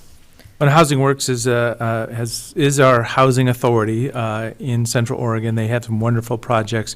They really know how to execute. The construction companies behind them, the design and the architects. So I don't know how much flexibility is here for the community to be able to engage in. But yeah, they're available for what are the facts now that the proposal's been selected. So yeah, as I say, I'm available, and we'll have whatever we need to do to communicate. Do we need a motion? Yes, let's have a motion. The motion would be to go ahead and authorize the notice of intent to award to Housing Works Core, and I believe it's Nick's signature? Yes. And to authorize county administrator's signature. I'll move authorization of this notice of intent to award and county administrator's signature for this purchase and sale agreement for county-owned property located at 19755 Simpson Avenue. To Housing Works and Core. The Housing Works and Core. Good. And I'll Community Land Trust. I'll second it. Okay, any further discussion? Commissioner Chang? Yes. Commissioner DeBonne? Yes. And the chair votes yes. Thank you. Christy, thank you so much for your professionalism, for your team. I know you're extremely busy, and it was wonderful to have, South County Morning Stars going through today, too. So thank you for all that you do. Absolutely. And Deborah? And thank you to all of the participants in the review committee who worked through these proposals and came up with such a strong recommendation for us. I'll pass that along if they're not listening, so thank you. Okay, so we have it posted with an afternoon session.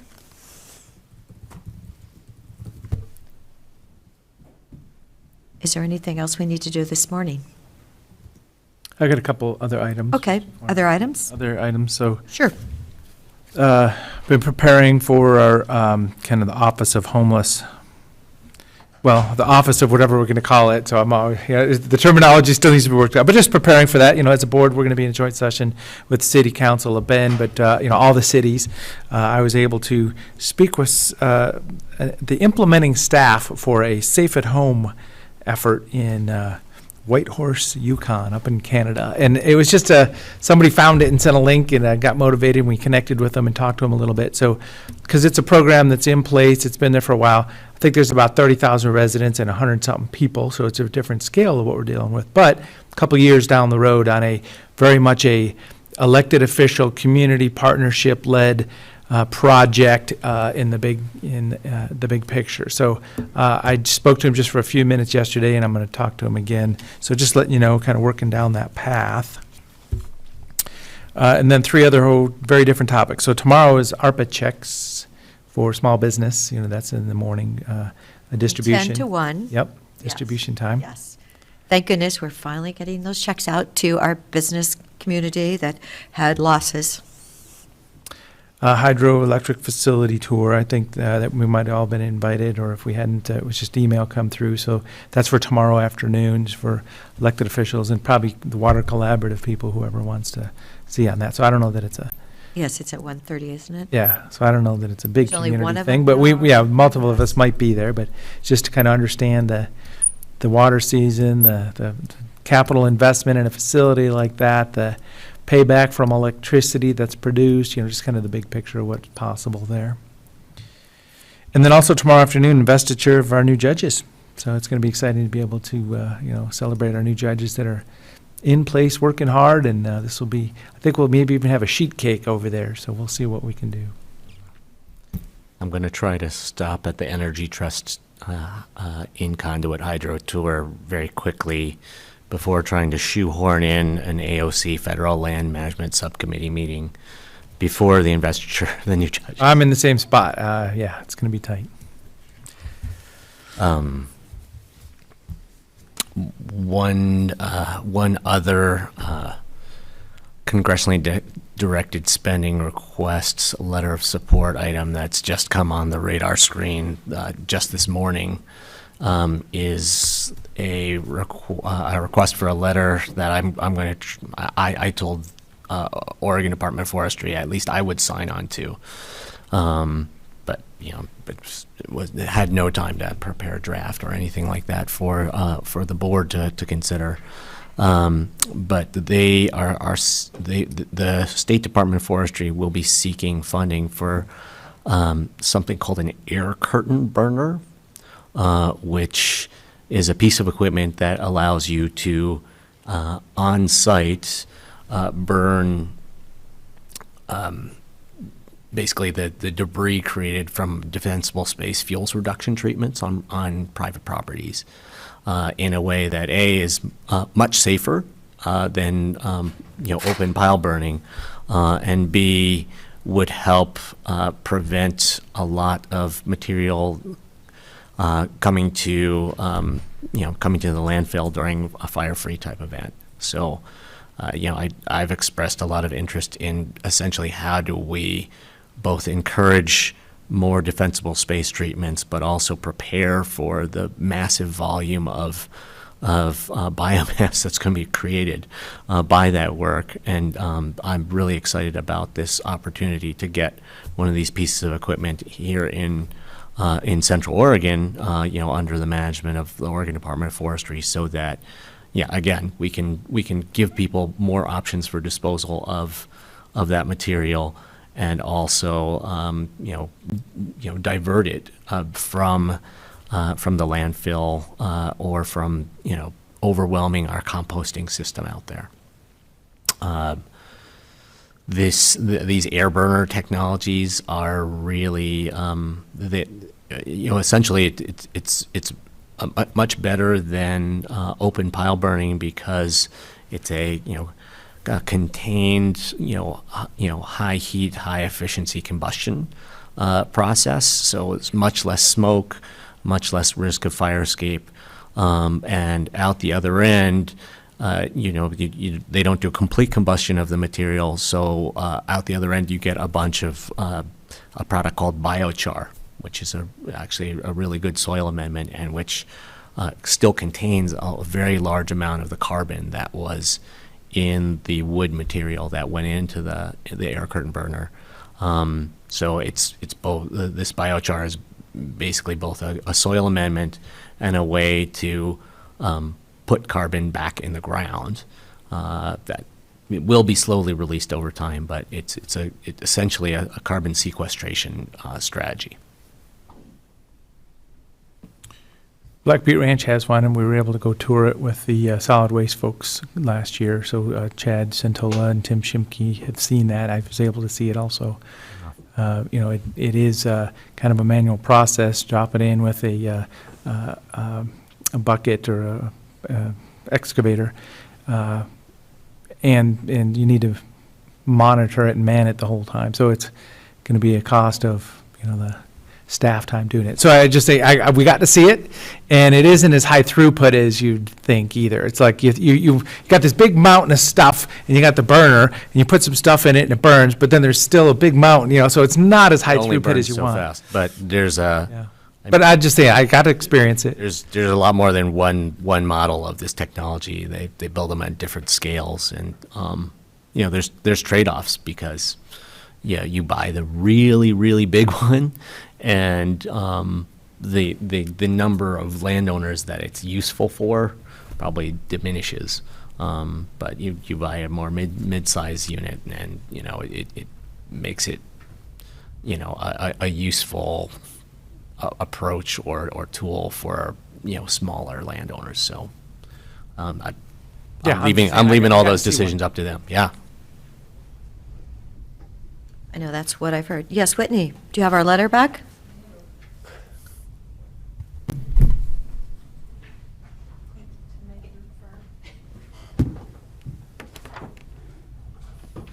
Thank you.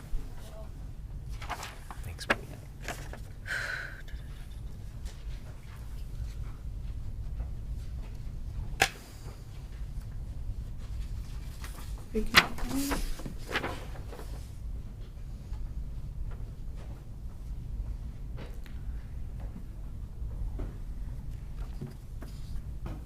Commissioners, as a follow-up, this is the fact sheet from the city staff related to the affordable housing congressionally directed spending request. And it looks like, Commissioner Dare, to answer your question related to acreage, that will depend on the property. So there isn't specific acreage information that I'm seeing in this. Yes.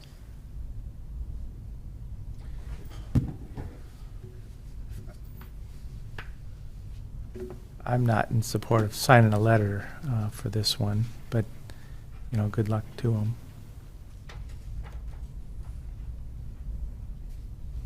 I'll be happy to sign a letter individually as needed.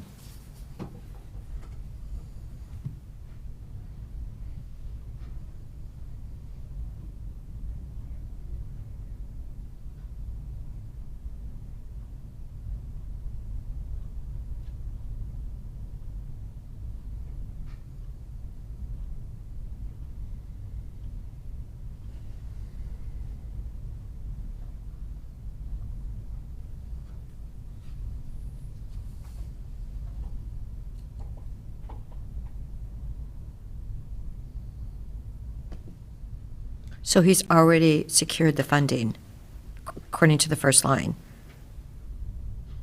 He announced he has secured federal investments that will support it, so I would sign the letter. No, in October, the senator announced He had secured. the funding that was secured for fiscal year 2022, the year that we're in right now. The congressionally directed spending request that we're talking about is for fiscal year 2023. So he's going to be asking for more funding then. The next year's congressionally directed spending requests. Yes. This is a process that's done on an annual basis alongside the annual federal appropriations process.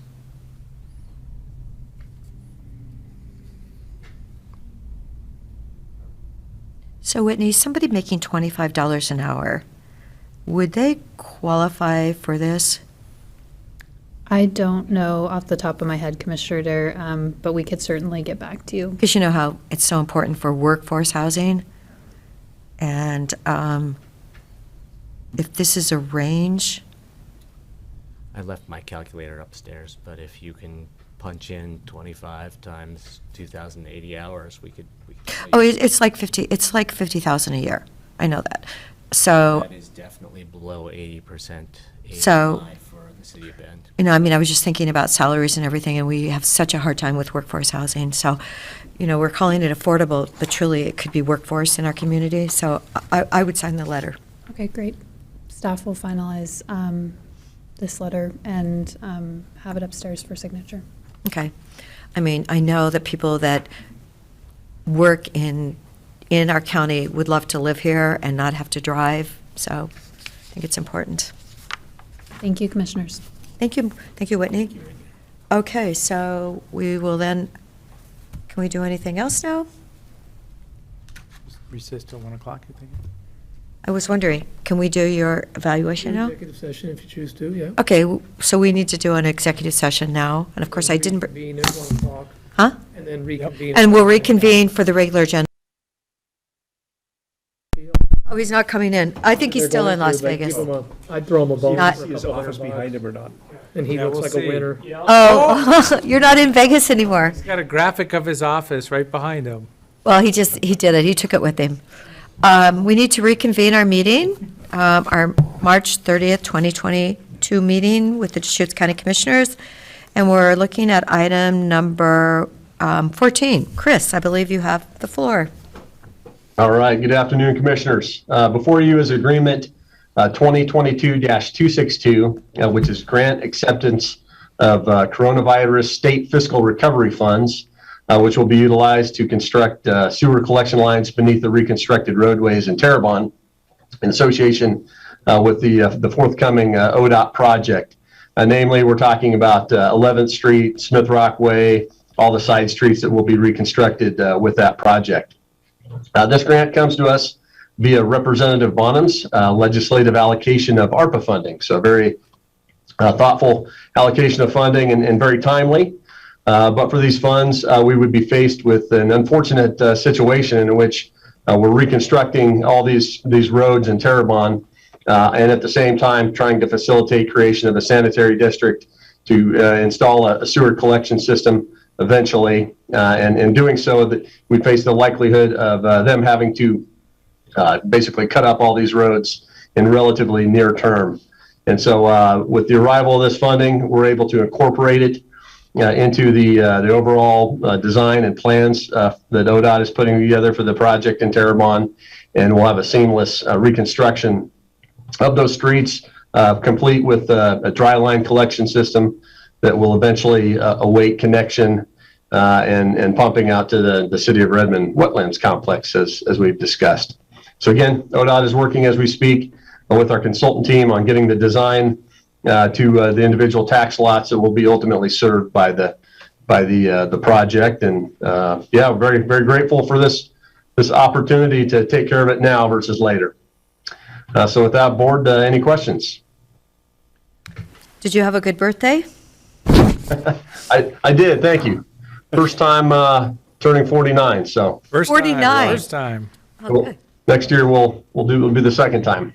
Yeah, go down, go to Good 48 the answer, next yep. year. So, yes, oh, that's great. Well, very sweet.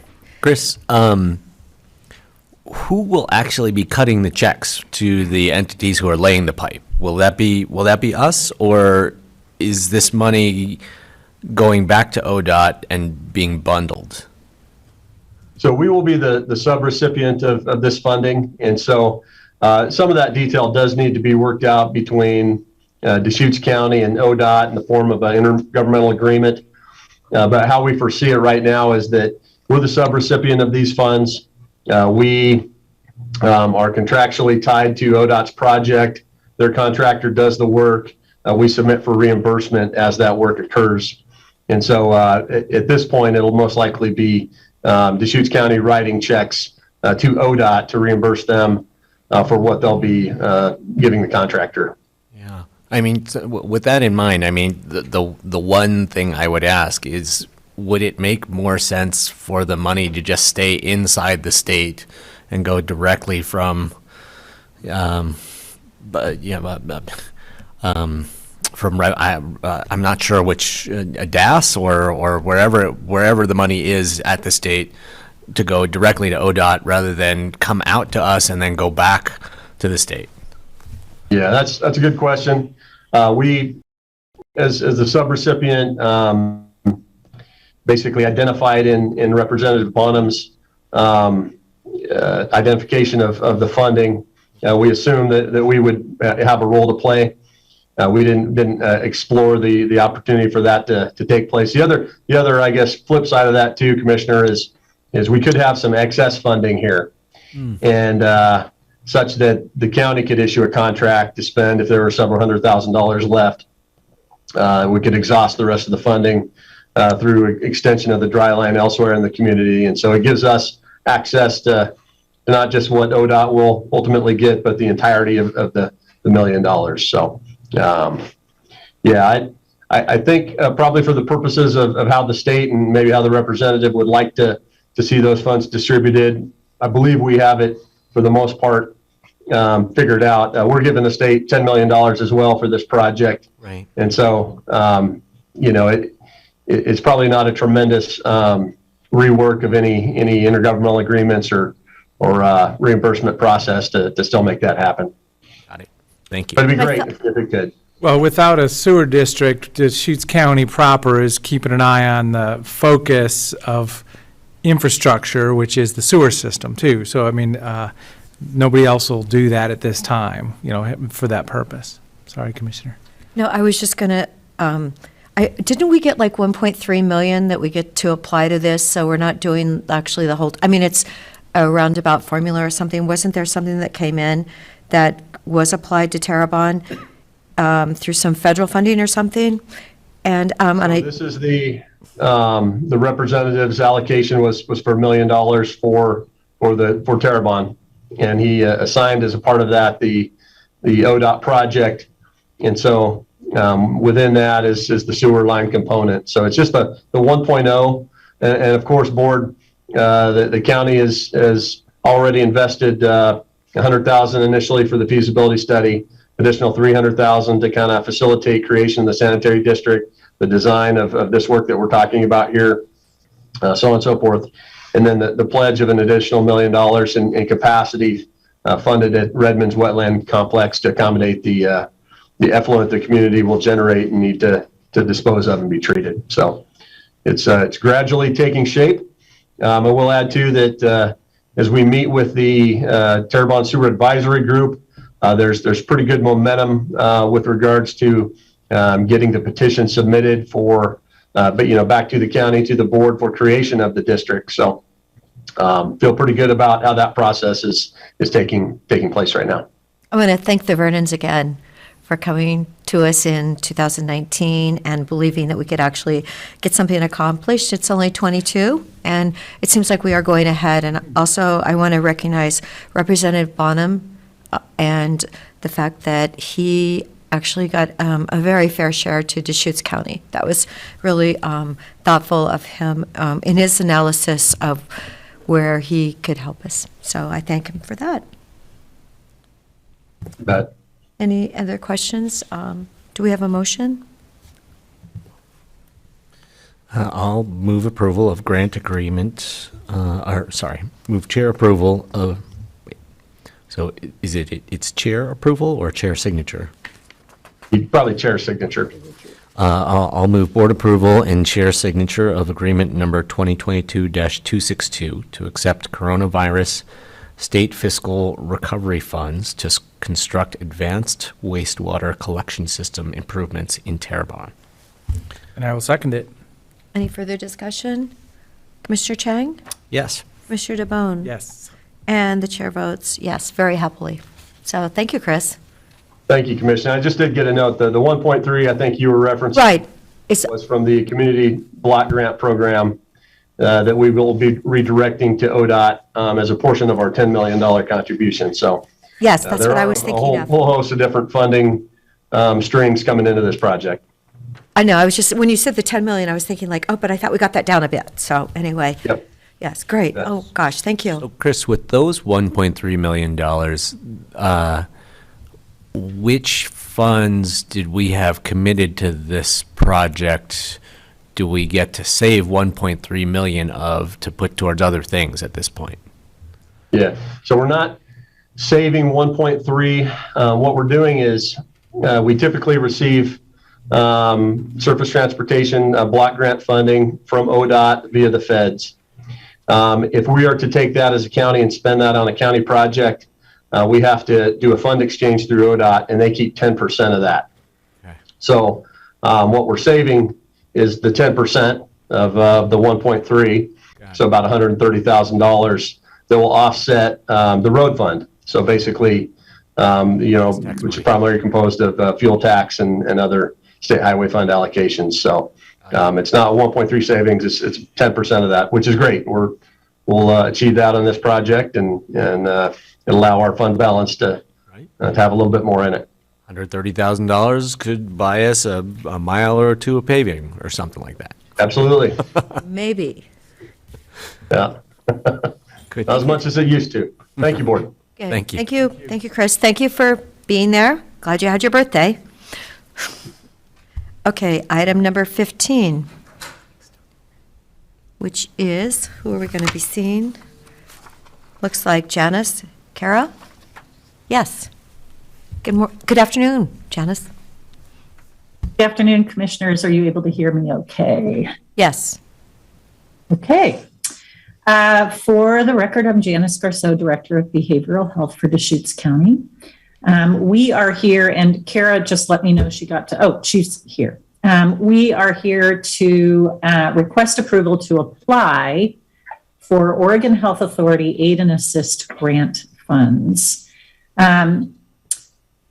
Just so that you understand what this is about, these are funds that historically came to us without the requirement of an application through our county financial assistance awards. And for reasons that are actually hard to fully get our heads around, the OHA decided this year to award these funds, which historically came as a distribution via a grant process. So we're being asked to apply for funds that we've historically received, and those funds are specifically intended to help us address the needs of our aid and assist population. And as you know from previous presentations, this is the group of folks who have been committed either to the hospital or to the community in an effort to restore them to a level of mental health functioning that allows them to aid and assist in their own defense in a criminal proceeding. That was a mouthful. So what you have in front of you is our plan for how we want to apply for funds. The goals and objectives come straight from the contract language, and it's really about increasing the use of community-based restoration services that are frankly mandated to help decrease admissions to the Oregon State Hospital, return people back to the community from the Oregon State Hospital more quickly, and stabilize these individuals in the community while they're awaiting their proceedings. I'm going to pause there and let Kara explain what we're applying for, because the good news of an application is we can ask for what we want. Whether they choose to fund it or not is a different story. So I'll let Kara describe what our application includes. Hi, Commissioners. Kara Cronin, Program Manager for Behavioral Health. We are going to apply for some FTE. These aren't new FTE. We're covering costs of the services we're already providing with the money OHA has already given us in the past. So we are covering expenses. Some indirects as well are in there, including Behavioral Health Specialist 1, a Behavioral Health Specialist 2, part of a nurse, part of a behavioral health supervisor, and one peer support specialist. We're also going to ask for a little bit of money for client stabilization. These are funds we might use to do barrier removal for, let's say, housing or medication. Yeah, that's what we're going to use the money for. And we do have contract services in there to purchase shelter beds at the Bethlehem Inn, which has been a really critical way that we've been able to help support this pretty ill, high-risk population in the community, often without good placement options for them outside of shelters. Kara and Janice, can you unpack a little bit, like give a little bit more insight into the services that the personnel that we just walked through will be delivering to the aid and assist population to help them stay out of the state hospital or help them come home from the state hospital? Sure, I'm happy to field that. We provide kind of full spectrum services to this group, which is everything from psychiatry, medication management, nursing supports, case management, care coordination with lots of other entities. We support people with peer support. One of the major tasks of this group is legal skills training. So that's part of the requirement, is that we support them in understanding what's happening in court through legal skills training. We also, most of these are community-based services. We do some in clinic, but primarily in the community is where we're serving folks. Great, thank you. So in the And I big think picture, the other- oops, sorry. The other piece of this that's really critical to keep in mind is that services to this population are actually mandated for counties, and then counties usually, in most instances, work very closely with their community mental health programs to provide the statutorily spelled out supports to aid and assist individuals that we have to provide. So it's just another piece to understand about this particular set of services. We actually don't necessarily have a choice about providing them. We certainly have a choice about our strategies and how we use the resources that we have available, but we must support the population, and we're under some obligation through our contract to commit to getting people out of the hospital timely when they're ready to return to the community. So if this is now an application process to receive funds for services we're mandated to provide, is there any risk that our application, so is this competitive? So, I mean, is there a chance that we will not be successful in getting these funds that for the services we're mandated to provide? Yes and no. So it is non-competitive. It was offered only to the existing providers, which are mostly community mental health programs. However, we are asking for an amount larger than what was historically provided. There is additional aid and assist revenue that was identified by the legislature. Whether or not we will be awarded the amount we're requesting, that we have to wait and see. It is not enormously larger than what we had been provided previously in this biennium, so we're hopeful but we may not receive the full award that we're requesting. And the last piece is we have been reassured that in future years, these funds will be ongoing, and I don't know that they will be offered in this way again. I think this is just a point in time phenomenon that I'm not sure I can explain. Yep, understood. So with revenue like this, so there'll probably be something coming, right? The amount may be not real clear, but it's coming. Absolutely. This basically, funds efforts in this area for the year. Is that correct for this group of FTE I'm referring to? So July 1st, 22 to June 30th, 23. Correct. So when will we know what they do award us, Janice? Is there a deadline for this application? The deadline is April 22nd. They've assured us, I think, Janice, that we will have funds by July 1. And we'll know at that point in time if they do award us our new additional request? They'll probably know before July 1. That's when they promised actual funds.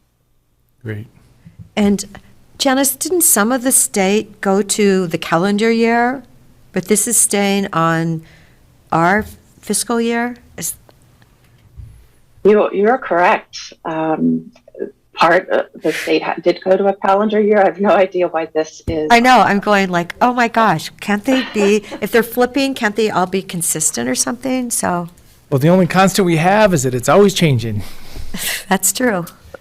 So I'm supportive of this. One question is a big audacious goal might be, what if we started aiming towards another 16 beds for behavioral health stability here in Deschutes County? And this is, kind of for Janice and us as a whole group.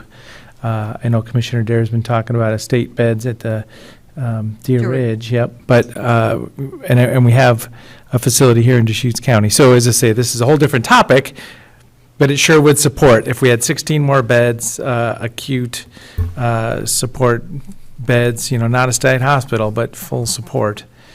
Janice, how big does that sound? That actually sounds within the realm of possibilities. So I have spoken with you, I think, in other public meetings, maybe in other settings, about the fact that there are two large amounts of money on the table right now, specifically targeted towards behavioral health housing. One is an Oregon Health Authority request for proposals for up to $100 million statewide. $100 million available. $100 million is a lot of money. And then the other thing that happened in this just most recent legislative session is that the legislature awarded $100 million to come directly to community mental health programs through the contracts we have with the health authority. Now, we have been in meetings for the last 3 weeks that are quite complicated around how does that actually happen? Because as you know, anything that happens between a legislature, a state entity, and local governments gets complicated, but we're working through it. The good news is we will plan in collaboration with our regional partners, meaning Best Care and other providers, and start looking at whether or not an additional 12 to 16 bed residential treatment program that's secure is an option for us. It requires us to have partnership with providers. We have providers that have expressed interest. We need property. We need a facility. There's a lot of steps, and we're hearing that there may be some challenges.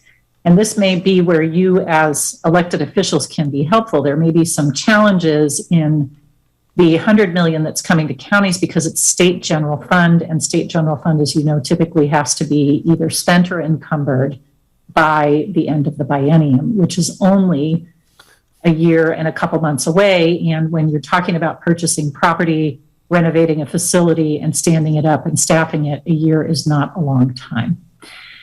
So lots of challenges, but I think still reason to be very hopeful that we have resources to identify additional secure residential treatment beds for our community.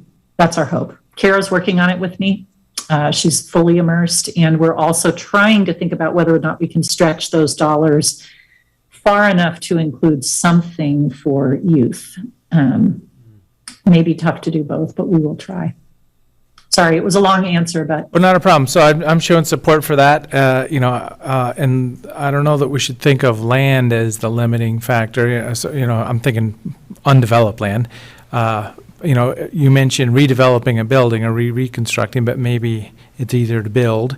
And also the location, as in, we think of Bend as kind of the center of this thing, but I mean, it could be Lapine or Prineville or Madras or Redmond. Because if it's just a secure treatment facility, it could be somewhere other than in the middle. So. Truly. Yeah, we're hopeful. Wouldn't be as Sorry, expensive. Commissioner.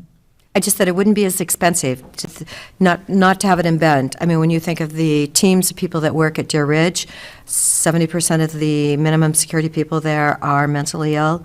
And, that really is, it's something that could be done before 10 years go by. Because truly building something just takes so much time. And $100 million, oh my gosh, the numbers we're looking at now for the courthouse, it's huge. $100 million really is, if we're talking about the whole state, applying for that $100 million.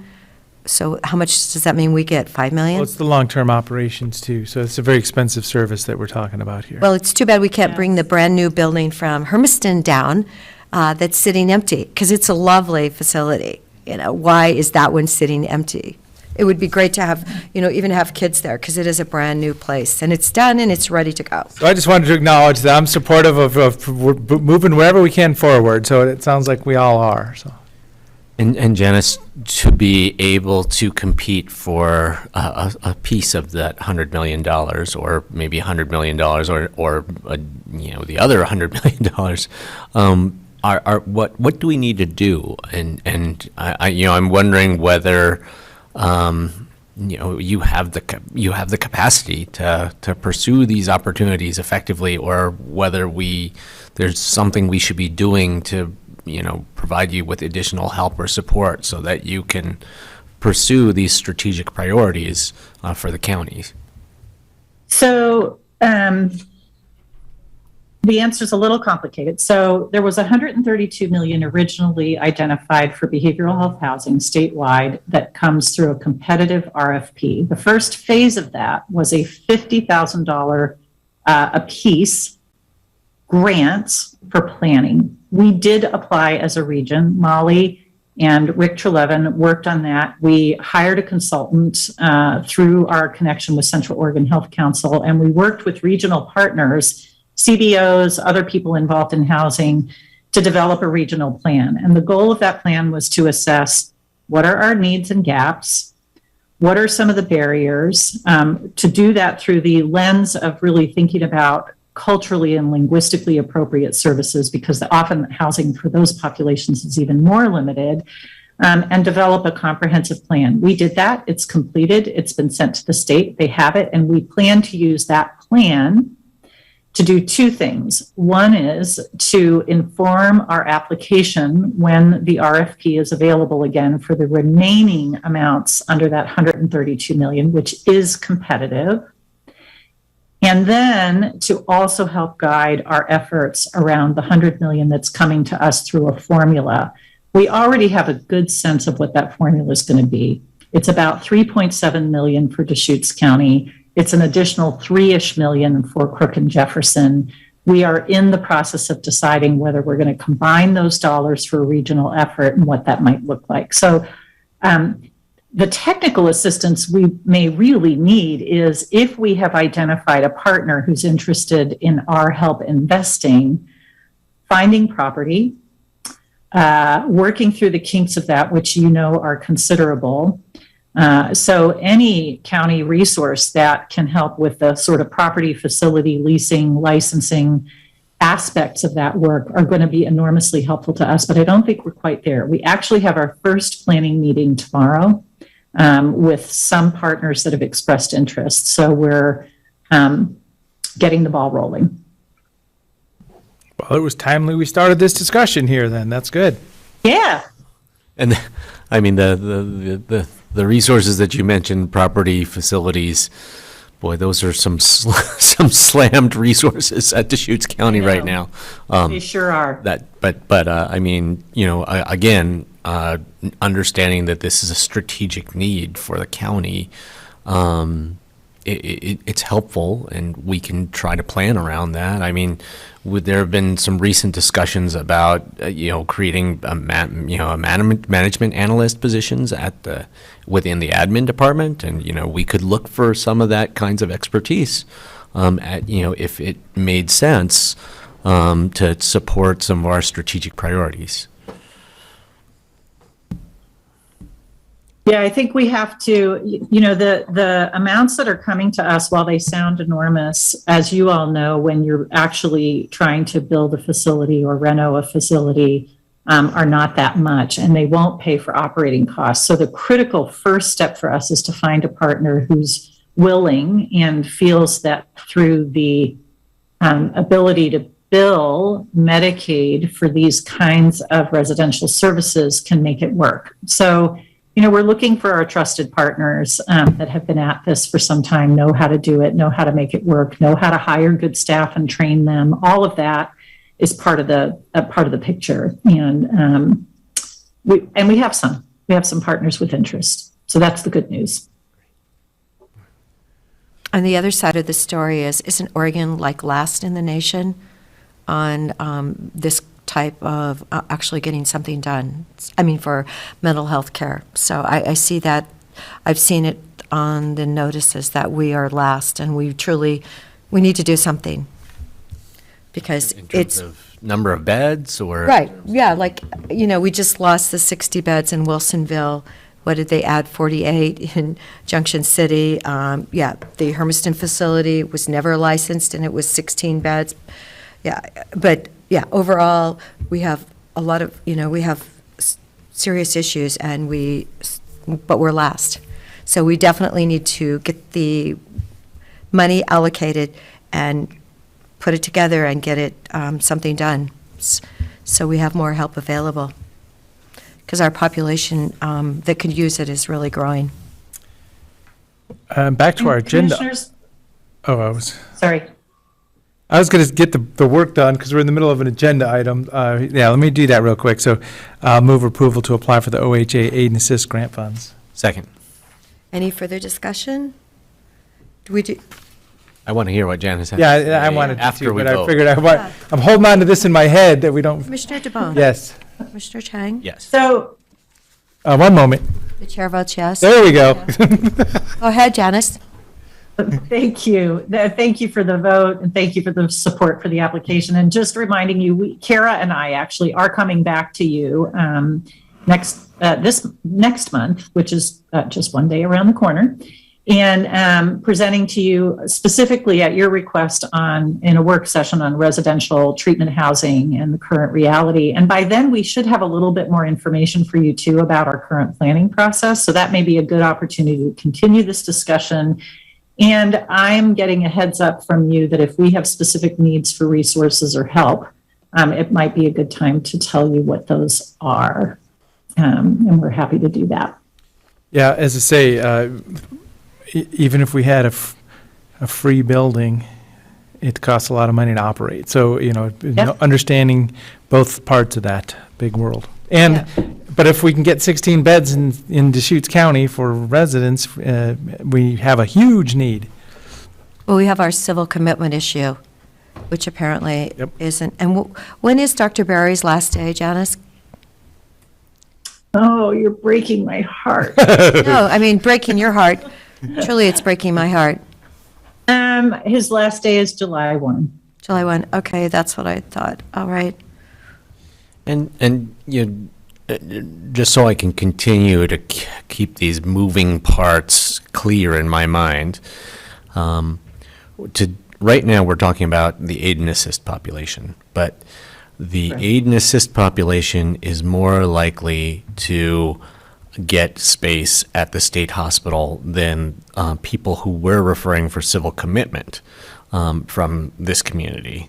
So addressing the aid and assist population actually could potentially relieve some of the pressure on the state hospital so that we could have more people who were referring for civil commitment, maybe have the opportunity to use that resource. Or, I mean, are we just talking about a scale of demand that is so big that we need to really be thinking about, additional state facilities or alternatives? Well, that's a big question. I think the scale of the problem right now is pretty big. Just alone in our community, the aid and assist population grew by 400%. So it went from us supporting maybe 18 people on a given calendar year to over 50, headed towards 60 now. That's just a significant one. And this is a very intensive population. By 400% in how long, in what kind of a time frame? In 3 years, 2.5 years. Yeah. So, and that's happening. We're just a microcosm of what's happening around the state. I think there's value in wondering if part of what's going on is that because we're unable to get people civilly committed when they need to be, one of the things that can happen is those individuals can end up in situations where they come into contact with law enforcement and they can end up on an aid and assist commitment. And I'm not saying that people who are mentally ill are inclined to commit crimes, but I am saying that if we don't address severe mental illness when it's occurring in our community, and these folks are unhoused and coming into contact with law enforcement, that can exacerbate the aid and assist population. Bottom line, we haven't been able to get someone into the state hospital on a civil commitment in 2.5 years? 3.5 years. 3.5 years. So that's an enormous problem. 3.5 years. So these beds hopefully would be available not just to individuals on aid and assist if we're able to get 16 more beds, but to people that we would have hoped could go to a state hospital and instead can help in our community under civil commitments. I think Dr. Berry explained to me at one point in time, which was probably way too many, but the Oregon population was a lot less. We had 5,500 people that were in state hospital. And now I believe the number is like around 500. So, and the population has gone up 4 times. Yeah, the state hospital beds, I don't think we ever had 5,500 state hospital beds, but but what about Pendleton too? Because Pendleton was part of many more state beds and we had many fewer state people. And now we've flipped the ratio to about 14 beds for every 100,000. And it used to be about 500 beds for every 100,000. So it's just a significant change. A terrible in availability. Yeah. I know. No, I think, at one time I know they had 550 people in Pendleton, just in Pendleton alone. So. Yeah. Oh, gosh. That's a lot. It's truly, we need to have you come back as soon as possible and get a plan. So. Okay. Thank you so much, Just to go back to the treatment bed facility discussion for a moment. Can you give us a sense of what it looks like? For example, when we were just talking, one of the first things that popped into my mind was that vacant long-term care building in Sisters. That some people were asking about as a shelter, but it was a long-term care facility before. 8 little bedrooms, and to do the kind of residential treatment that we're talking about. Are there things that are very unique about these facilities or buildings? Kind of security or monitoring or other things, like what does that look like? Because that also helps as we're out and about to look out for reusable buildings. Yeah, there are a lot of physical plant requirements to be licensed as a secure residential treatment facility. They provide all of the services on site, so from psychiatry to nursing to groups. They're kind of own treatment program. So the licensing is also tricky. It's only up to 16 beds. I think Commissioner Dare, you talked about this at one of our previous meetings about at over 16 beds, and there's a penalty to the provider in terms of what they can bill for. We have one of these currently operating at Deschutes Recovery Center, which Deschutes County donated that land and partnered with Telecare to stand up our 16-bed current facility. Yeah.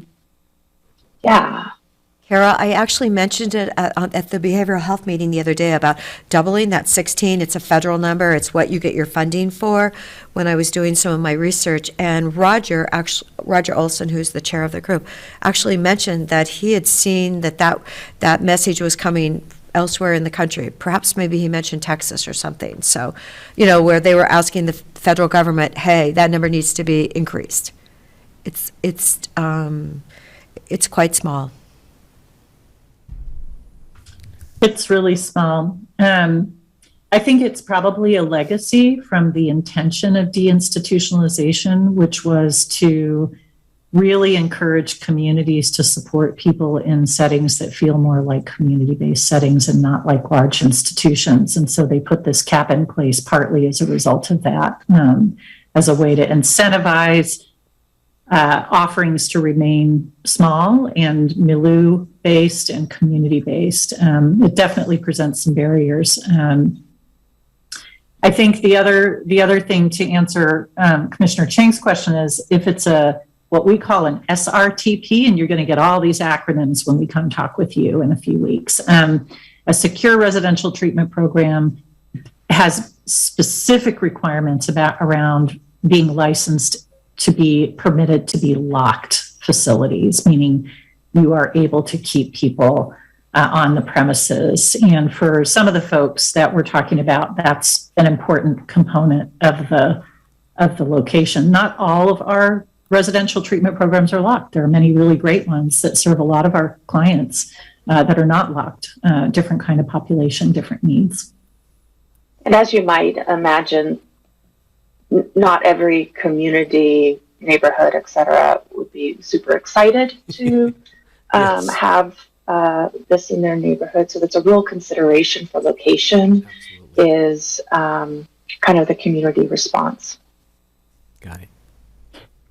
But lockable premises, so, to contain people within a building or within grounds, not necessarily you have to be able to secure people into rooms. Sometimes. They are. Okay. There is a license for seclusion and restraint. It does not get used. Very often. I'm not sure it's been used this year for sure. Okay. Thank you. Do you guys remember, I think it was maybe 2.5 months ago or so, there was a naked woman walking around downtown Bend, and some people I know had called 911. And where, Kara, in your expertise, where should that woman been really helped?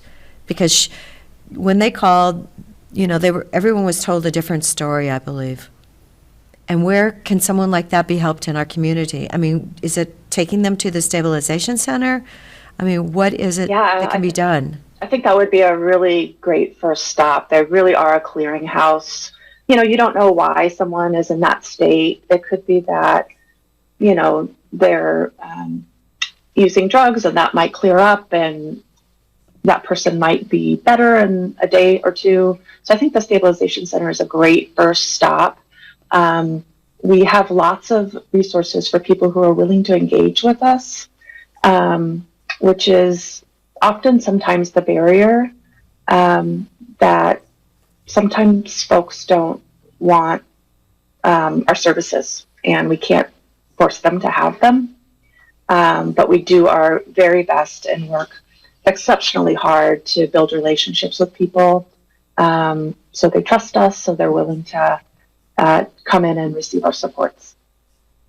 Thank you so much for those. I can tell you love what you do and you're so compassionate. No, thank you very much for being there, and so appreciate you and Janice. I feel like we have, some of the the most wonderful people that are heading our program, and I appreciate everything that you guys do in order to, it's a very difficult period of time in what's happening in our beautiful country. So thank you. Thank you, Commissioners. We'll see you in April sometime. Okay, great. Thank you. Thanks so much. And let's hope we get the full funding, right? Yeah. That would be nice. Thank you. So, Thank you. are we ready to go then to executive session?